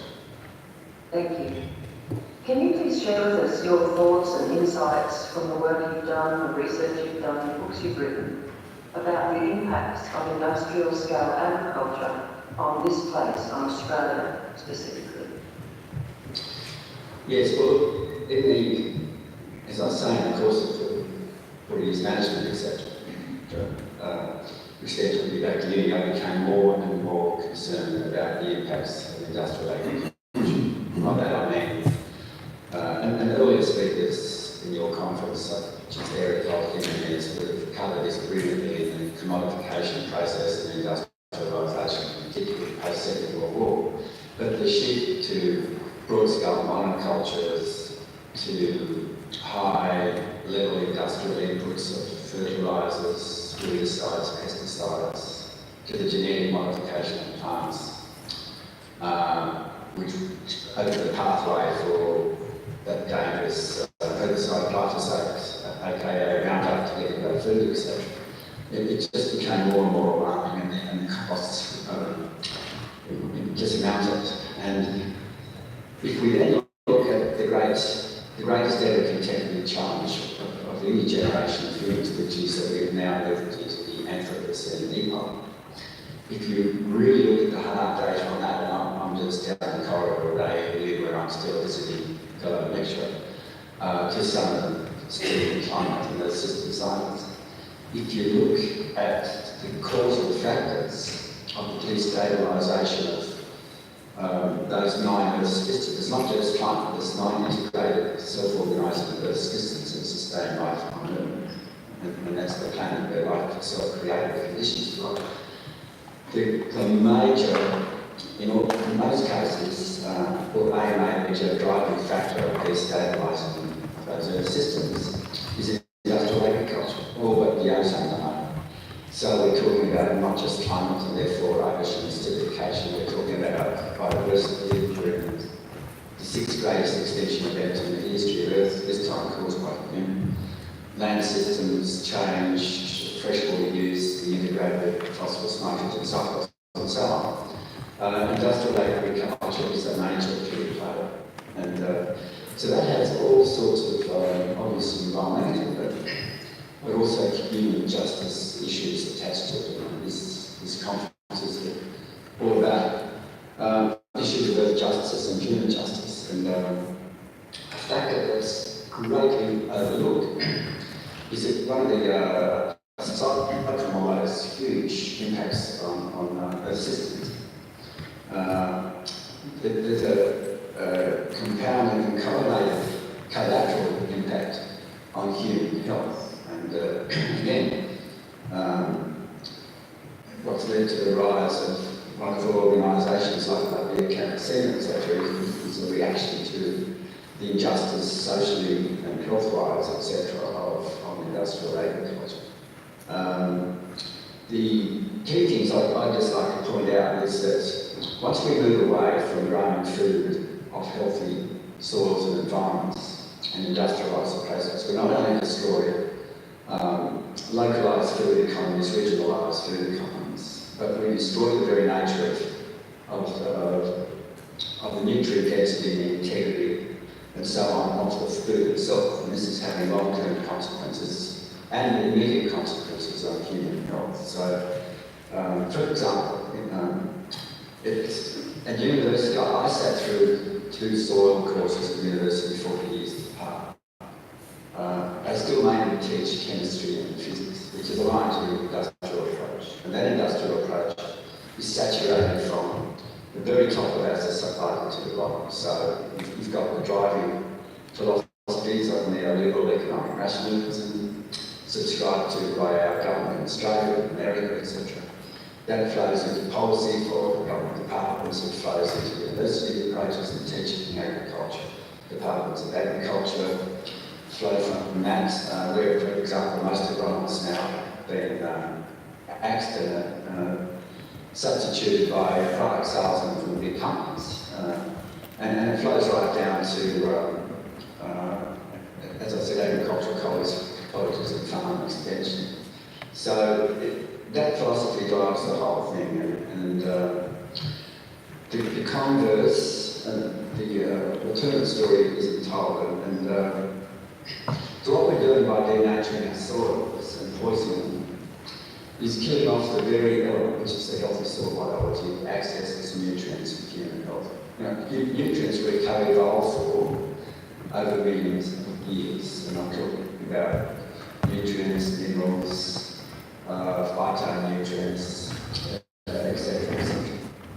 And there's a lot of evidence now to show that this has had a major impact on human health. And the evidence shows, for example, as we push the production of maximum producing wheats, go to the dwarf wheats, maximum response to fertiliser input, to the irrigation, etc. Nutrient values are absolutely crashing, and the same applies to our fruits and our vegetables. The more you push maximum production, the more things crash. And really, so we're seeing a demineralisation, nutrient stripping of our soils. We're seeing unconscionable activities like cafes, concentrated animal feedlot organisations with massive animal cruelty elements, with complete prostitution of meat instead of being healthy with diverse nutrients. It's now saturated with hormones and growth hormones and antibiotics and effluent problems and methane problems, the whole thing. We're also seeing, I've mentioned how our plant and animal strains are now more dependent on human inputs. And things like glyphosate, we now know it's penetrating our food. More and more evidence to show it's interfering with our gut microbiome and their amino acid production line for human health. And it's penetrating key defence barriers in our bodies, such as our outlining blood-brain barrier and the central lining. The evidence is just mounting by the day, despite the denials at the beginning of town. The other thing, though, is, and this is a justice issue to do with, it's design, which I'm sure we will be discussing, the justice issue to do with the destruction of indigenous societies, peasant societies. So that's sort of front line of the destruction as well as the assistance. But this destruction of food nutrient density in our soils is what you could call a hidden hunger. The knock-on implications of not having those nutrients in food or the flow of health impacts. At the same time as we've got a third of the world going hungry, we've got a large portion of the industrial world eating these industrial foods that are nutrient hungry. And possibly up to 3 million micronutrient deficiencies for some of the evidence. And that's really a hidden hunger. An academic called Rob Nixon came up with the concept of slow violence. And this really describes our industrial over-processed nutrient-rich foods, which are linked to a wide spectrum of diseases. So this is happening out of sight, unacknowledged, undiagnosed, and to quote Nixon, what he means by slow violence is a violence that occurs out of sight, a violence of delayed destruction that is dispersed across time and space, and attritional violence that is typically not viewed as violence at all. And if we then want to look further, you've got concepts like epigenetics, the new knowledge in modern genetics, where it's not change to DNA and the expression of proteins, there's a switching on or off of genes. We now know that this is terrible, and this is having huge transgenerational impacts, as it studies in Holland about the Dutch hunger period, the Second World War, which has had first and second generation profound impacts which are epigenetic. So I guess to conclude all that, and some of the other social theorists that are writing powerfully about this, will talk about the thick legitimacy of this industrial world, that where industrial agriculture has gained its scientific legitimacy, and this has grown out of a web of legitimation processes in the scientific, the policy, the political, and practice and civic area, and it's just, it passes any credibility tests, becomes normal, it's a normal system. And that's what has to be disempowered, and that's what's so exciting about the regenerative agriculture movement. It is both a political, a social, and an ecological challenge. It's turning us back to healthy food, recreating diverse local food ecologies, the economies, and disempowering this massive neoliberal economic rationalist-driven system. So I'll leave it there, I think, Sean. Thank you so much, Charlie. Do you have time to talk a bit about what you see are some of the solutions in Australia specifically for turning around our agriculture system and returning to a sort of pre-industrial scale, chemical-oriented, corporate-controlled system? Can you talk in a bit more detail about, I guess, a positive vision for the things that are happening and that could happen? Yeah, so up to now, I've diagnosed the primal cause of much of the Anthropocene boundary disturbance and degradation of health, socially and physically in society. But the news is really exciting. First of all, in working with Paul Hawken, for example, on his work on drawdown, if you analyse, and he over 50 years, 70 odd scientists have analysed the 100 best methods to pull out the carbon dioxide from the atmosphere or prevent it going up. If you analyse the numbers, there's a number of regenerative farming methods in there doing all the same thing, and we call them collectively, call them regenerative agriculture. Regenerative agriculture is number one by nearly 240% better than the next nearest method of addressing the Anthropocene climate issue by pulling out and burying long-term carbon. So that's incredibly exciting. Then you've got the human health aspects. What we're now finding in Australia is it is entirely possible, both small and large-scale acreage, to grow healthy food and fibre without any industrial inputs. We can use biological inputs and a range of both ancient and sometimes new practices in cropping, in grazing, in agroforestry, in food forestry, silvopastoral approach, etc. And that's not without including the hugely important indigenous cultures, their knowledge of bush tucker and control burning, fire management, etc., which offers us an enormous capacity, I believe, to regenerate the landscapes. So the solutions are out there. The hope is that, and some of these solutions apply to very much broad agriculture and cropping. The hope is that this drive for healthy food, it's sort of a two-step process. Once people start to shift to regenerative agriculture, they then see we have to link this healthy food with regional and local economies. So it's a pullback from just to focus on commodity exports, because you're now shifting from land monoculture commodities to individualised and diverse foods off diverse landscapes, and that's going to take time, and there'll always be a space, I think, for more broad cropping produce. You go to other parts of the world that need healthy food in bulk. But it's sort of it's a parallel shift. Once you shift to regenerative ag, people automatically eventually will lead to the conclusion that this healthy food has to be linked to healthy regional local societies rather than the continuing stripping out of population in country areas and the social problems that go with that. So the potential of regenerative agriculture and our partnership with the urban consumers to demand the food and fibre coming off those landscapes is just enormous, and that's the exciting change agency that I think will drive change. And we can do it without the big end account. We don't need it. We need to disempower them. And to sum up this whole discussion, that's what I call an underground insurgency.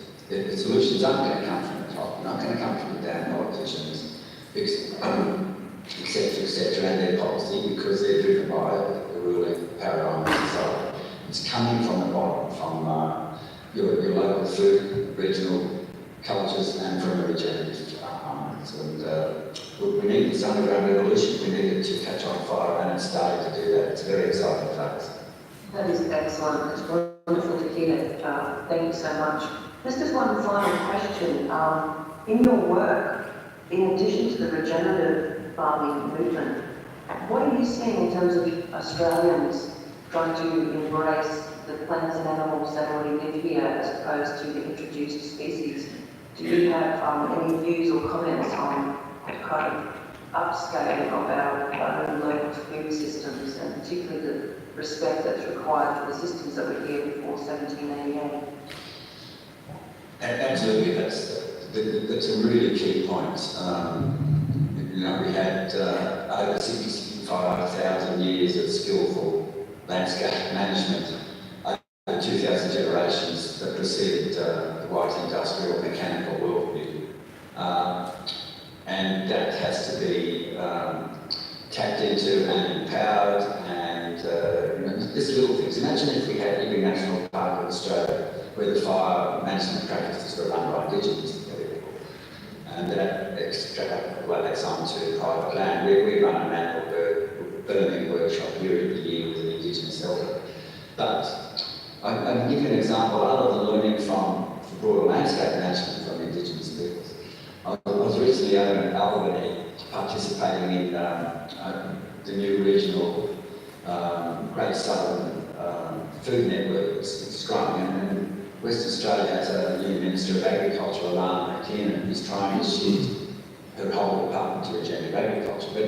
But this regional food hub program deliberately is interacting with Indigenous people, the Noongars and others, to feed in their range of bush tuckers. And there's two answers to your issue. Those of us managing broad grasslands and biodiverse country, we need native species with their ability to survive and tap nutrients, etc., to be regenerated, and that's happening through ecological practices. But we very much need the local foods that adapt to this climate of soil and capturing the phytochemicals and the micronutrients and the nutrients. And that, to me, would open up huge potential to re-engage and revitalise Indigenous communities, get them back on country, and those that aren't, and to bring their knowledge, and importantly, any Indigenous people getting involved in the food culture, they have to be given ownership and proprietary control of that, because I can see the whole Western industrial system disempowering once things like yam daisies or other bush tucker foods get going. This has to be, at the very least, a partnership, but certainly driven by Indigenous people to deliver these wonderful foods with their diverse nutrients. You want to stop? Yes, thank you, Charlie. So that's a small technical issue. Thank you for those final comments. We really appreciate your time today joining us pre-recorded at the Tribunal. We'll leave it there for now, but if the Tribunal panel has further questions for you as we compile our notes and our recommendations over the coming month, we'll get in touch again, Charlotte. Thank you so much for your time. And that'd be great. I think it's a wonderful conference, and I wish I was there. So all the best.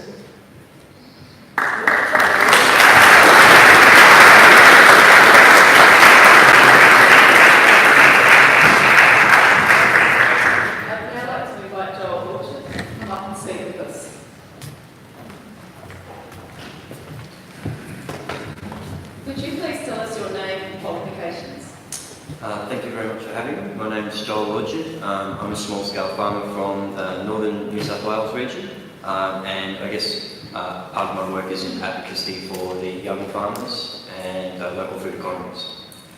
From your perspective, what are the problems with the current agricultural system and what can be done to address those problems? I'd probably like to just follow on from what Charlie's been speaking about. I guess a lot of the work that I'm doing is sort of focused around viable alternatives to the industrial food economy. The kind of projects that I've been involved in, I guess, sort of centre around connection, and that's reflective of, I guess, the sort of current state of society and the industrial food model that's really disconnected people from food, it's really disconnected people from landscape, and it's disconnected, especially farmers, from each other. So a lot of the organisational sort of structures that I've tried to support and implement are really about drawing people back together and people to the land. I guess I'd call myself an ecological farmer, in which I've embedded myself in a landscape, and the systems that surround local food and food access are these regenerative land management practices. And I think what's really exciting for me, as I've spoken to a lot of young farmers all around the state and the country, is that this is really a pervading culture for the new wave of young farmers. Future Feeders was an organisation I set up a couple of years ago, really just to try and highlight some of these issues and barriers for young farmers, and especially to raise a profile of the fact that Australia has an ageing farmer population. In fact, the average age of an Australian farmer is now 60, and we've seen a fairly sharp decline in the number of young people entering into the industry. I guess I focused on the small-scale farming sector. Some parts of Australia, those statistics are far worse. And probably in areas where we're still using industrial agriculture and grain farming specifically, the age statistics are not quite so bad. But where we do see, what we do see in those areas is the family farm model is still happening, so farmers are inheriting and succeeding their farms. But for, I guess, the peri-urban community on the east coast of Australia, where I've been focusing my attention, we're seeing a lot of first-generation farmers like myself, and young people who are specifically moving from urban communities and moving onto the land and starting to be food producers for their local community for the first time. So addressing some of these barriers, we've looked at young farmers are finding it hard to get onto land. They're certainly finding it very difficult to access capital. And if you were to reflect on the fact that if you've inherited a family farm, it often comes with machinery, sheds, irrigation, all of the equipment that you need. But if you're going to start a small-scale farm from scratch, you've got an enormous amount of capital that you need to sink into that business. And as we know, high risk with farming and low return on investment, especially in the first couple of years. So I focused my attention on trying to provide a pathway and support program. So looking at developing a young farmer incubation hub, which will really basically provide young farmers with everything that they need to get started. Access to land, access to shared machinery, access to wash sheds and shared distribution and marketing support. Really we're trying to provide an opportunity that is fail-safe for young farmers to be able to get into the industry, and so that they're not either broken or disillusioned after the first year and we lose them altogether. The other advantage of working in a system like this is that connection. So it's providing a place where young farmers can start to look at working collaboratively rather than independently, or in the worst case scenario, competitively. We even see, I guess, in the farmers markets community, which is a fantastic first step for providing communities with local food, it's still hyper-competitive. So by trying to support a new culture within the farming, small-scale farming sector, we can try and reverse some of these kind of cultural issues that we're seeing with hyper-competition and supply. The development of that was to bring together young farmers from the region. So the Northern Rivers Young Farmers was the first step. We started to develop just peer support networks and social networks. Essentially, we just started going to each other's farms and sharing a box of beer and a barbecue. But what we found was that the support that was really able to be provided just through bringing people together. We use a really successful Facebook group just for general communications, things like what's this weed or what's this pest, or who's got this piece of equipment that I can share instead of having to buy my own. We've started to use that network to purchase things in bulk and share the costs and reduce costs of buying fertilisers by the tonnage rather than by the bag, and other sort of pieces of equipment. And now we're starting to develop physical resources and digital resources such as a Young Farmer Toolkit, land sharing templates and lease agreements. We developed a production and sales directory, and we also use that network to share land opportunities for young farmers who are looking or aspiring to get onto land. And the community is now starting to use that as a pathway to offer pieces of land. The next step for us now is to develop a Young Farmer Leadership Council, which will specifically focus on the small-scale and regenerative farming community. And I guess that's a way of kind of countering where all of the government investment in the development of the agricultural industry is, which is large-scale industrial monoculture farming. I can skip that one, sorry. Just going through a few of the elements of the Young Farmers Network, and you can continue on. So the growth of that and the success of that young farmer community is really sort of stretched now, and you can see we've clustered around where there's some centres of activity for young farmers, and they've developed their own social media and peer support groups. There's probably a few of those that have got a few more years under the belt and they're more developed than others, but we're getting interest from a range of places throughout Australia to develop their own young farmer communities, and really this is based on a very successful model that's come out of the States that they use called the Greenhorns and the Young Farmers Coalition, so trying to mimic the capacity building of getting young people together. I guess another element to that is the labour pooling, so we're often seeing young farmers trading labour within their own operations. Next. And again. Another element of bringing people together is the idea of a participatory guarantee system, which really works as a locally focused quality assurance system, or an alternative to the organic certification model, which probably most people would be aware has become an almost corporatised model. A PGS offers farmers in bioregions the opportunity to come together and acknowledge and what's the word? Guarantee each other's quality, and through a transparency model. So we're focused on the primary motivations for this sort of PGS idea are to reward those local farmers who are making exceptional efforts in their own ecological practice, and to deter the prevalence of generic claims and improve the integrity of what's becoming predominant of spray-free and chemical-free farming labels, which basically don't mean anything at all, and provide the consumers with additional confidence and that transparency. They do provide an exceptionally affordable option to farmer recognition rather than the certification model, which has become quite expensive, especially for small-scale farmers. And it creates a collective to improve the communications between locally ecologically minded farmers, and so there's the knowledge and resource sharing. So there's the key features. It's definitely a grassroots alternative, and based on the fact that it's locally focused, it's not a model which is being used for export or for central market distribution, but it definitely supports local communities.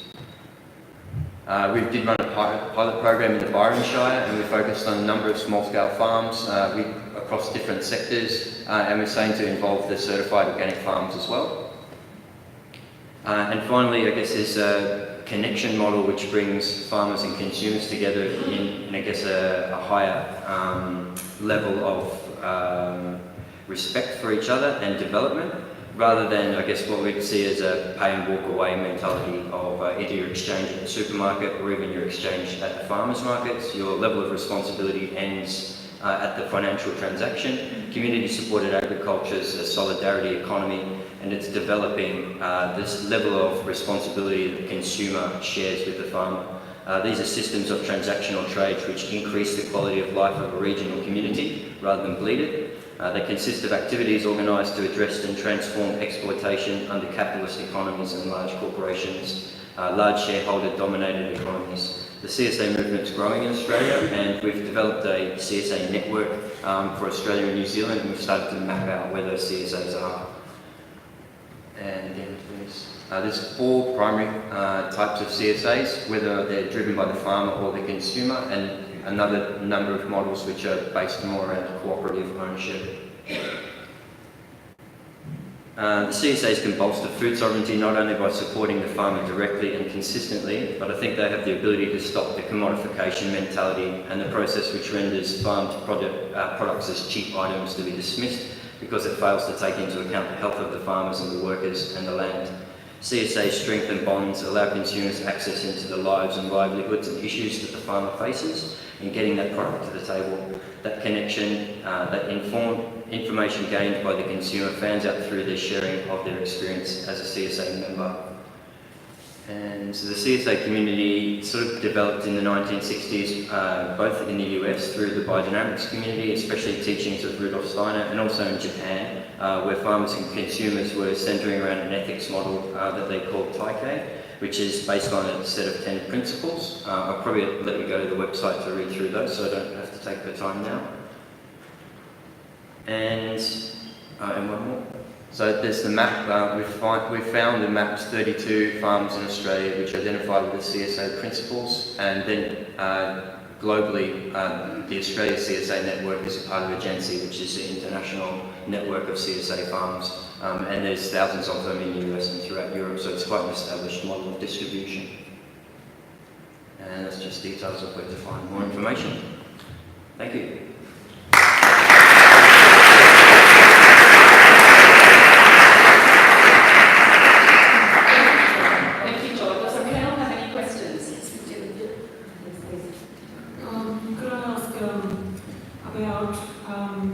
Would there possibly be a kind of a partnership between this idea and Indigenous people? Because I'm sure Indigenous people would last people would get loans from the bank and buy land, you know. So would it be something like a treaty or something like that? Could it be? What would be the relationship and, you know, with the people, the traditional owners of the area?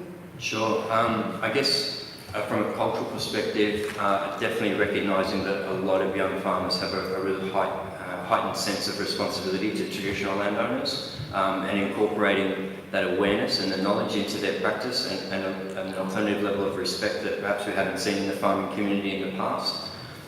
In regards to the young farmer movement, I did a study, a survey of the young farmers in New South Wales just in the small-scale farming sector, and there was very, very few respondents that identified as First Nations people. So I think there's a lot of work to do to provide better pathways and access for the Indigenous community to move into that the sector.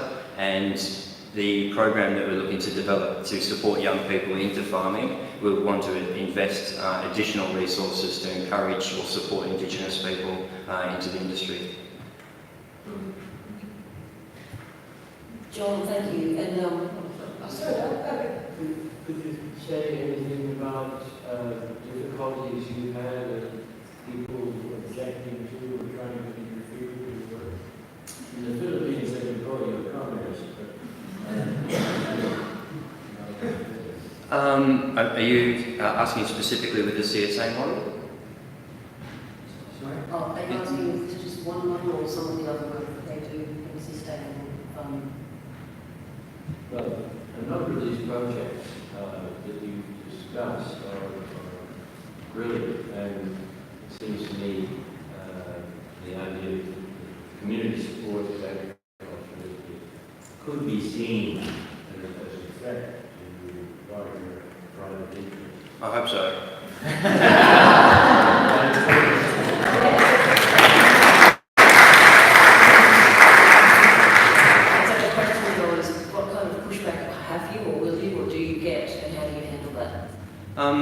I think the pushback, especially in Australia, is really just around the fact that it's quite a new model and it's not very well known. And educating the consumer about this risk-sharing model is taking some time.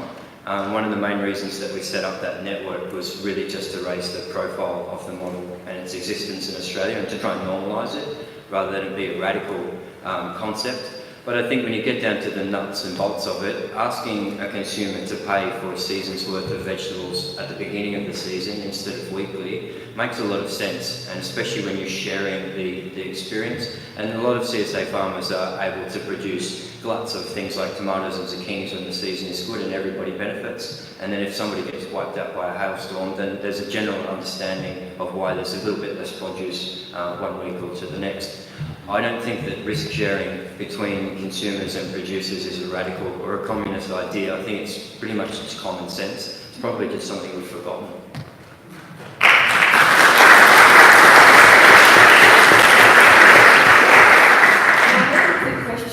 As you know, I'm a huge fan of the work that you and others in this space are doing. When I see the map, and a lot of these initiatives are in the slightly more populated areas, and they're particularly around communities that can, because the soils in the country, so like northern rivers and such. Is there opportunities to take this model out into the open country, some of the places that are truly under phenomenal pressure at the moment from mass land clearing and such? I mean, is this something with smaller populations that could be of a benefit? Well, I guess a big part of why I'm driving for young farmers and more small-scale agriculture in the Northern Rivers is because I see it as a perfect food bowl for rampant growth of urban populations along the Gold Coast and Brisbane.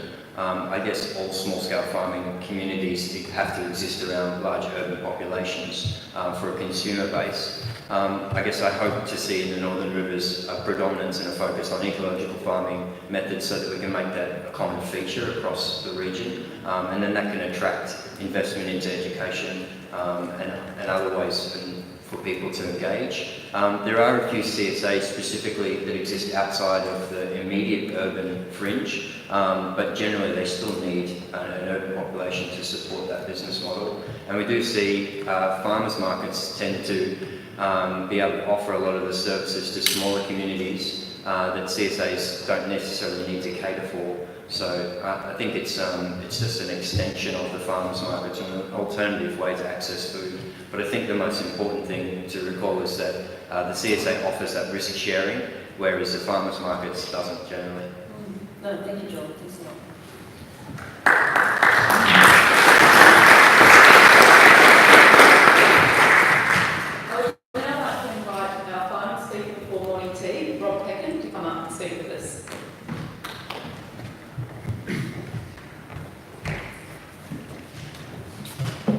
Could you please tell us your name and qualifications?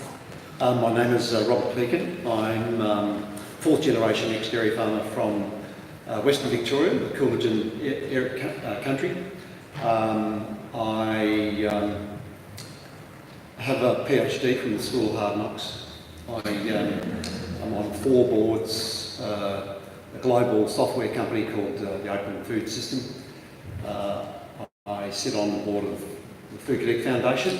I'm the founder of Food Connect, and I also co-founder of the Australian Food Sovereignty Alliance. Can you tell us from your perspective, what are the problems with the current agricultural systems and what can be done to address those problems? Certainly. First, I'd like to acknowledge the traditional custodians of this country that we're on, Jagera and Jagera and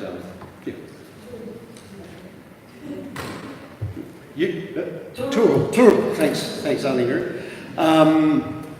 And also acknowledge their agricultural practices. I think we've got to really take those practices to heart. I also want to acknowledge the fact that the First Nations people of this country who survived and thrived pre-Cook did so without lawyers, without police, without an army, and without politicians in pretty much complete equality.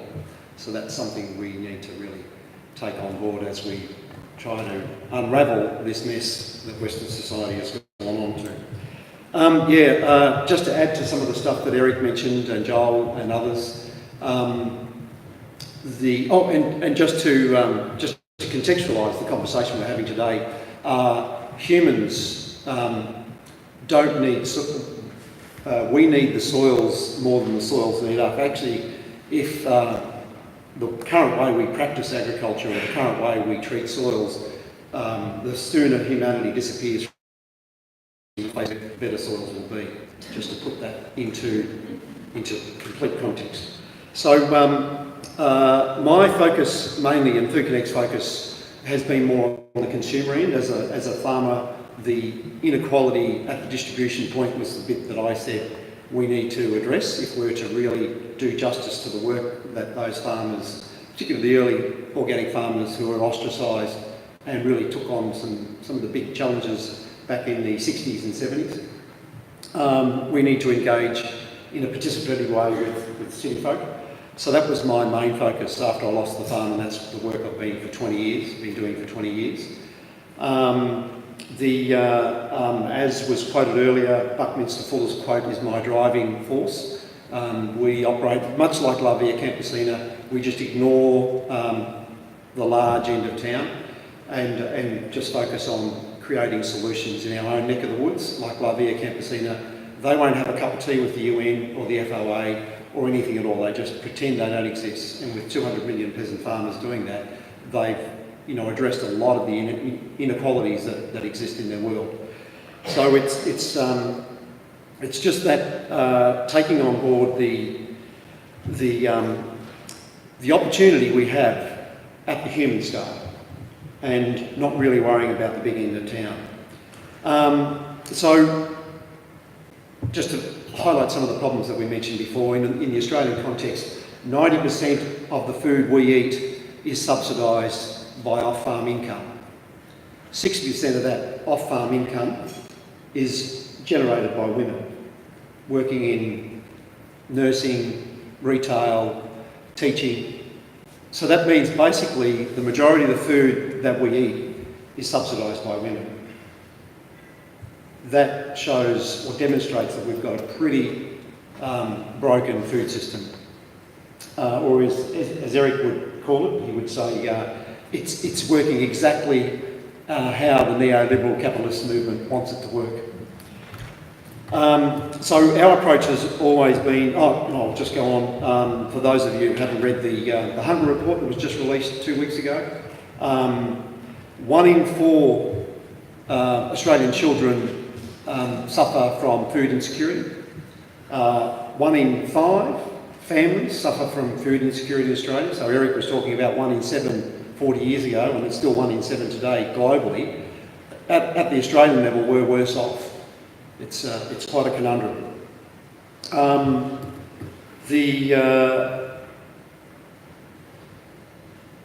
Even more relevant is that 33%, or in the regional areas, we're 33% more prone to food insecurity than our city folk. Now, I'll repeat that again. We're more prone in the regional areas to be 33% more food insecure than our city folk. Where does our food get grown? And if you look at the Victorian Food Bank statistics, 1/3 of food bank recipients are farmers. So it's distribution. It's the power of the distribution end that needs to be addressed. So we've got multiple battles on multiple fronts. We have to decouple from fossil fuels and short-chain food distribution systems, regenerative farming practices, no value-adding or minimal value-adding of food, and basically eating as much as we can from our backyard. Using perennial farming systems is a great way to do that, thank you. So decoupling from fossil fuels can easily be done. Food Connect has shown that we can reduce our fossil fuel use by 90% compared to the industrial food system. We're a multi-farmer CSA, so we work with 80 farmers and 40 makers, and we've replicated the model right across Australia using a community distribution participatory model based on engaging with conscious consumers who are waking up to the deeper issues within our food system. So we don't use bricks and mortar, we just use the existing infrastructure to unsettle the supermarkets. The second thing we address, or that needs to be addressed, is we need to divorce ourselves from market forces. At the moment, most farmers, as I said, 90% of Australian farms rely on farm income to actually subsidise their farming operations. So the costs of productions aren't being met by the price that we pay in the supermarkets. So we have to go to a true cost model. If we have a true cost model, then a McDonald's hamburger, for instance, and this has been economically measured, would cost $200 per burger because of the externalities that's in that burger. So don't complain when you buy a burger from a really good burger shop for $30. That's very, very cheap. And probably even at that $30, we're still not internalising the costs that went into the production of that burger. So true cost is really important, or divorcing ourselves from market forces. And it's pretty simple. For the last 15 years we've been operating, we've pretty much 60% of our farmers have divorced themselves from market forces by just having a flat price. And there's lots of savings in just having a flat price. First of all, you don't have to worry about the price. So, you know, most organic wholesalers and retailers adjust the price of their produce twice per week, and farmers have to do so once a week. So we just remove that admin cost. And there's many other benefits. The only challenge with it is when a consumer rings you and says, I just went down to the supermarket and compared your box compared to mine, and it was a bit, or a couple of things were a bit cheaper, we always say, can you do that for a year and put it into a spreadsheet and send it to us? And we've had many of our customers who have done that. And we're organic produce, and we're around about, the research has shown we're around about 10% cheaper than conventional products from Coles and Woolies. So don't get sucked into their model of just dropping a couple of things in price to sucker you into going to the supermarkets, and it's not convenient. So, resilient systems, the third thing, which is the final frontier for humanity, thank you. The final frontier for humanity is to get along. Food is a great equaliser. Food is a fantastic way we unite diversity, cultures, religions. It's an amazing equaliser. And the way we do it through associative economics is by addressing the real meaning of the word competition, which, if you go back to its origins, means to strive to help everyone get better. So in business sense, in associative business sense, we operate by the principle of sharing dreams. When you share dreams, because we live in this world where currently it's our dream, my dream, to produce the most amazing brownie or the most amazing coffee shop, or to, grow, some fantastic heirloom, open pollinated produce and stretch the seasons. When we share our dreams, we don't have one person looking after our dream, we have whatever it is, 10 people within our dreams. So then you have that sharing of your dream, which is looking after your future, but the important part about associative economics or operating in business associatively is you have people who stand beside you and behind you, those same people. So the behind you person is saying, I'm going to look after your back, so if anyone speaks ill of your business, I'm going to make a stand for you. So instead of you having to do that for yourself all the time, you'll have 10 businesses. In our case, at Food Connect, we have 20 businesses under the one roof and the one shed. You also have 20 people who stand beside you, holding you to account on your integrity. And this is what we've lost in society, is this tension between responsibility and accountability. So we bring that back in a business sense. I'll just go to my notes just to check the last thing I was going to talk about. So the things we don't do is we don't engage in dividing farmers up. We're just looking for good farmers. We don't really worry about whether they're biodynamic, organic, or whatever. We're just looking for good farmers who grow nutrient-dense food without using any harmful synthetic or organic chemicals. It's really important to note that the organic food system globally is an industrial food system. They're still using sides, all the sides, fungicides, pesticides, all the sides. Organic systems still use that. Large organic systems still use those sides. They're just organically certified. So don't fall under the, it's organic, it's fine. The organic standards don't look at plastics, they don't look at the distance food travels. There's a whole bunch of things that don't look look there. How many minutes have I got left? I think you should be Nearly there? Nearly there? And then the third, the final thing, which is our research that we've been conducting ever since we turned 10, was looking at where should Brisbane get its food from and putting that into a strategy. We looked at that question through 4 lenses: a social justice lens, an economic lens, an ecological lens, and a human health lens. And that research is available on our website, where we've come up with 5 key strategies over the next 10 years. Thank you. Thank you,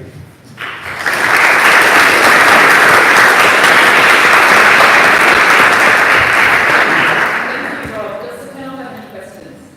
Yeah, could I just say, well, first of all, it's roughly the same question, but it's quite clear you're a Marxist. Decentralised. But yeah, the same question about the relationship with Indigenous people in this, because we're absolutely. traditionally and culturally all about partnership, really partnership and mutual benefit. That's right, yeah. So probably 5-6 years ago, I started talking to Bruce about the book that he was thinking of writing back then, and gave him access to some of our country down in Western Victoria, the stone houses and those sort of things. So we've been working very closely with Bruce. We've distributed his book everywhere. Gala is on our board. We've got, for probably 7 years, the first 7 years, we never distributed any bush tucker without getting permission, and it took 7 years to actually get that permission. A lot of our framework, our governance system, is based on Indigenous. Our interpretation, which, naive as it is. Going back to the Brisbane Food Plan, the number one of those 5 strategies is to go back to perennial food systems, which was the Indigenous way of farming. The thing we're working through at the moment is how do we economically reconcile that model with the First Nations people. So we're working with a few Indigenous people on how do we have, as Bruce Pascoe said, if you want to eat our food, you've got to swallow our history. So we're working on a model of incorporating that into a training course. So all our farmers who want to grow bush food do a week-long course where they swallow the history. So and they get paid for that from the farmers' pockets and through the food. So there's some pretty deep things. We don't go into things at a rush, even though we need to hasten quickly, or hasten slowly. Thanks for the question, Mary. I've got one quick question. I know from former talks I've heard from yourself and others at Food Connect that Coles and Woolworths have a stranglehold over the distribution in Australia. Do you just want to mention some of the statistics? I'm not sure if everyone would be aware of how much control they have over the food system in Australia. It's 76% of the food system they control. But I think it's something like 87% of every dollar that everyone spends at pubs, because they're into gambling, insurance, pubs and beer, and probably 5 or 6 other things that I didn't mention. So they've got enormous money, and I think someone else mentioned earlier that they've got the money, we've got the people, that's our strategy, is humanising the food system. We engage the people, and the people will end up, hopefully at the end of the day. We're very encouraged by the micro brewing movement. The big end of town, in the Australian context, just can't control the micro brewing industry. They are defeating them hands down with market share, and it's increasingly happening. So we dipped our lid to that movement, and we're taking a lot of lessons from how that movement has gone about business. Very collaborative, very collaborative. Powerful, strong and tasty diversity, challenging the kind of monolithic structures. And no gambling machines. They don't have pokies. Yeah. There's not a microbrewery. Talking about beer, I know. We obviously need water, we need food, and toilet paper. Yes. Those are the 3 essentials of the shares. But when we talk about organic, as growing up, organic was buzzword. Is the cost of organic coming down slowly? If you're talking market forces, yes, it definitely is. But it's at the cost. Basically, the consolidation. So what farmers have happened, organic farmers have happened, is the same as the industrial food system. They've become bigger and bigger farmers. They're selling now through the major supermarkets, and now they've got them by the balls and are squeezing the prices down. So that's the way the capitalist system works. The way Joel and I work is turning that on its end and saying, well, actually, that model is not going to serve farmers, those farmers in particular, for very long. So it's a really tricky one because they fall into the trap of saying big is best, and fall into the trap of being lured in by the supermarkets into very high volumes. And we've seen a couple of casualties out here at Gatton from that model. Okay. Cool, thanks.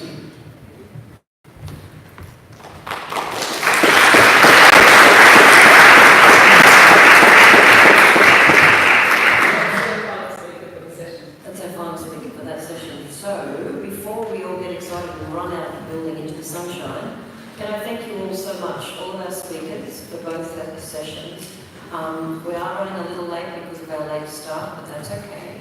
What I would like to invite you all to do is to come back and join us at about 12:15. That gives us a 25-minute break.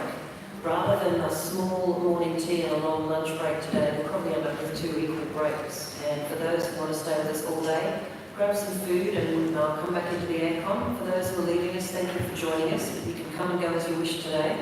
But at 12:15, we're going to be looking at our very first case study, a deeper analysis and look into the health of the Brigalow Belt bioregion, which I'm really looking forward to. So thank you for your time. We'll see you back in here shortly.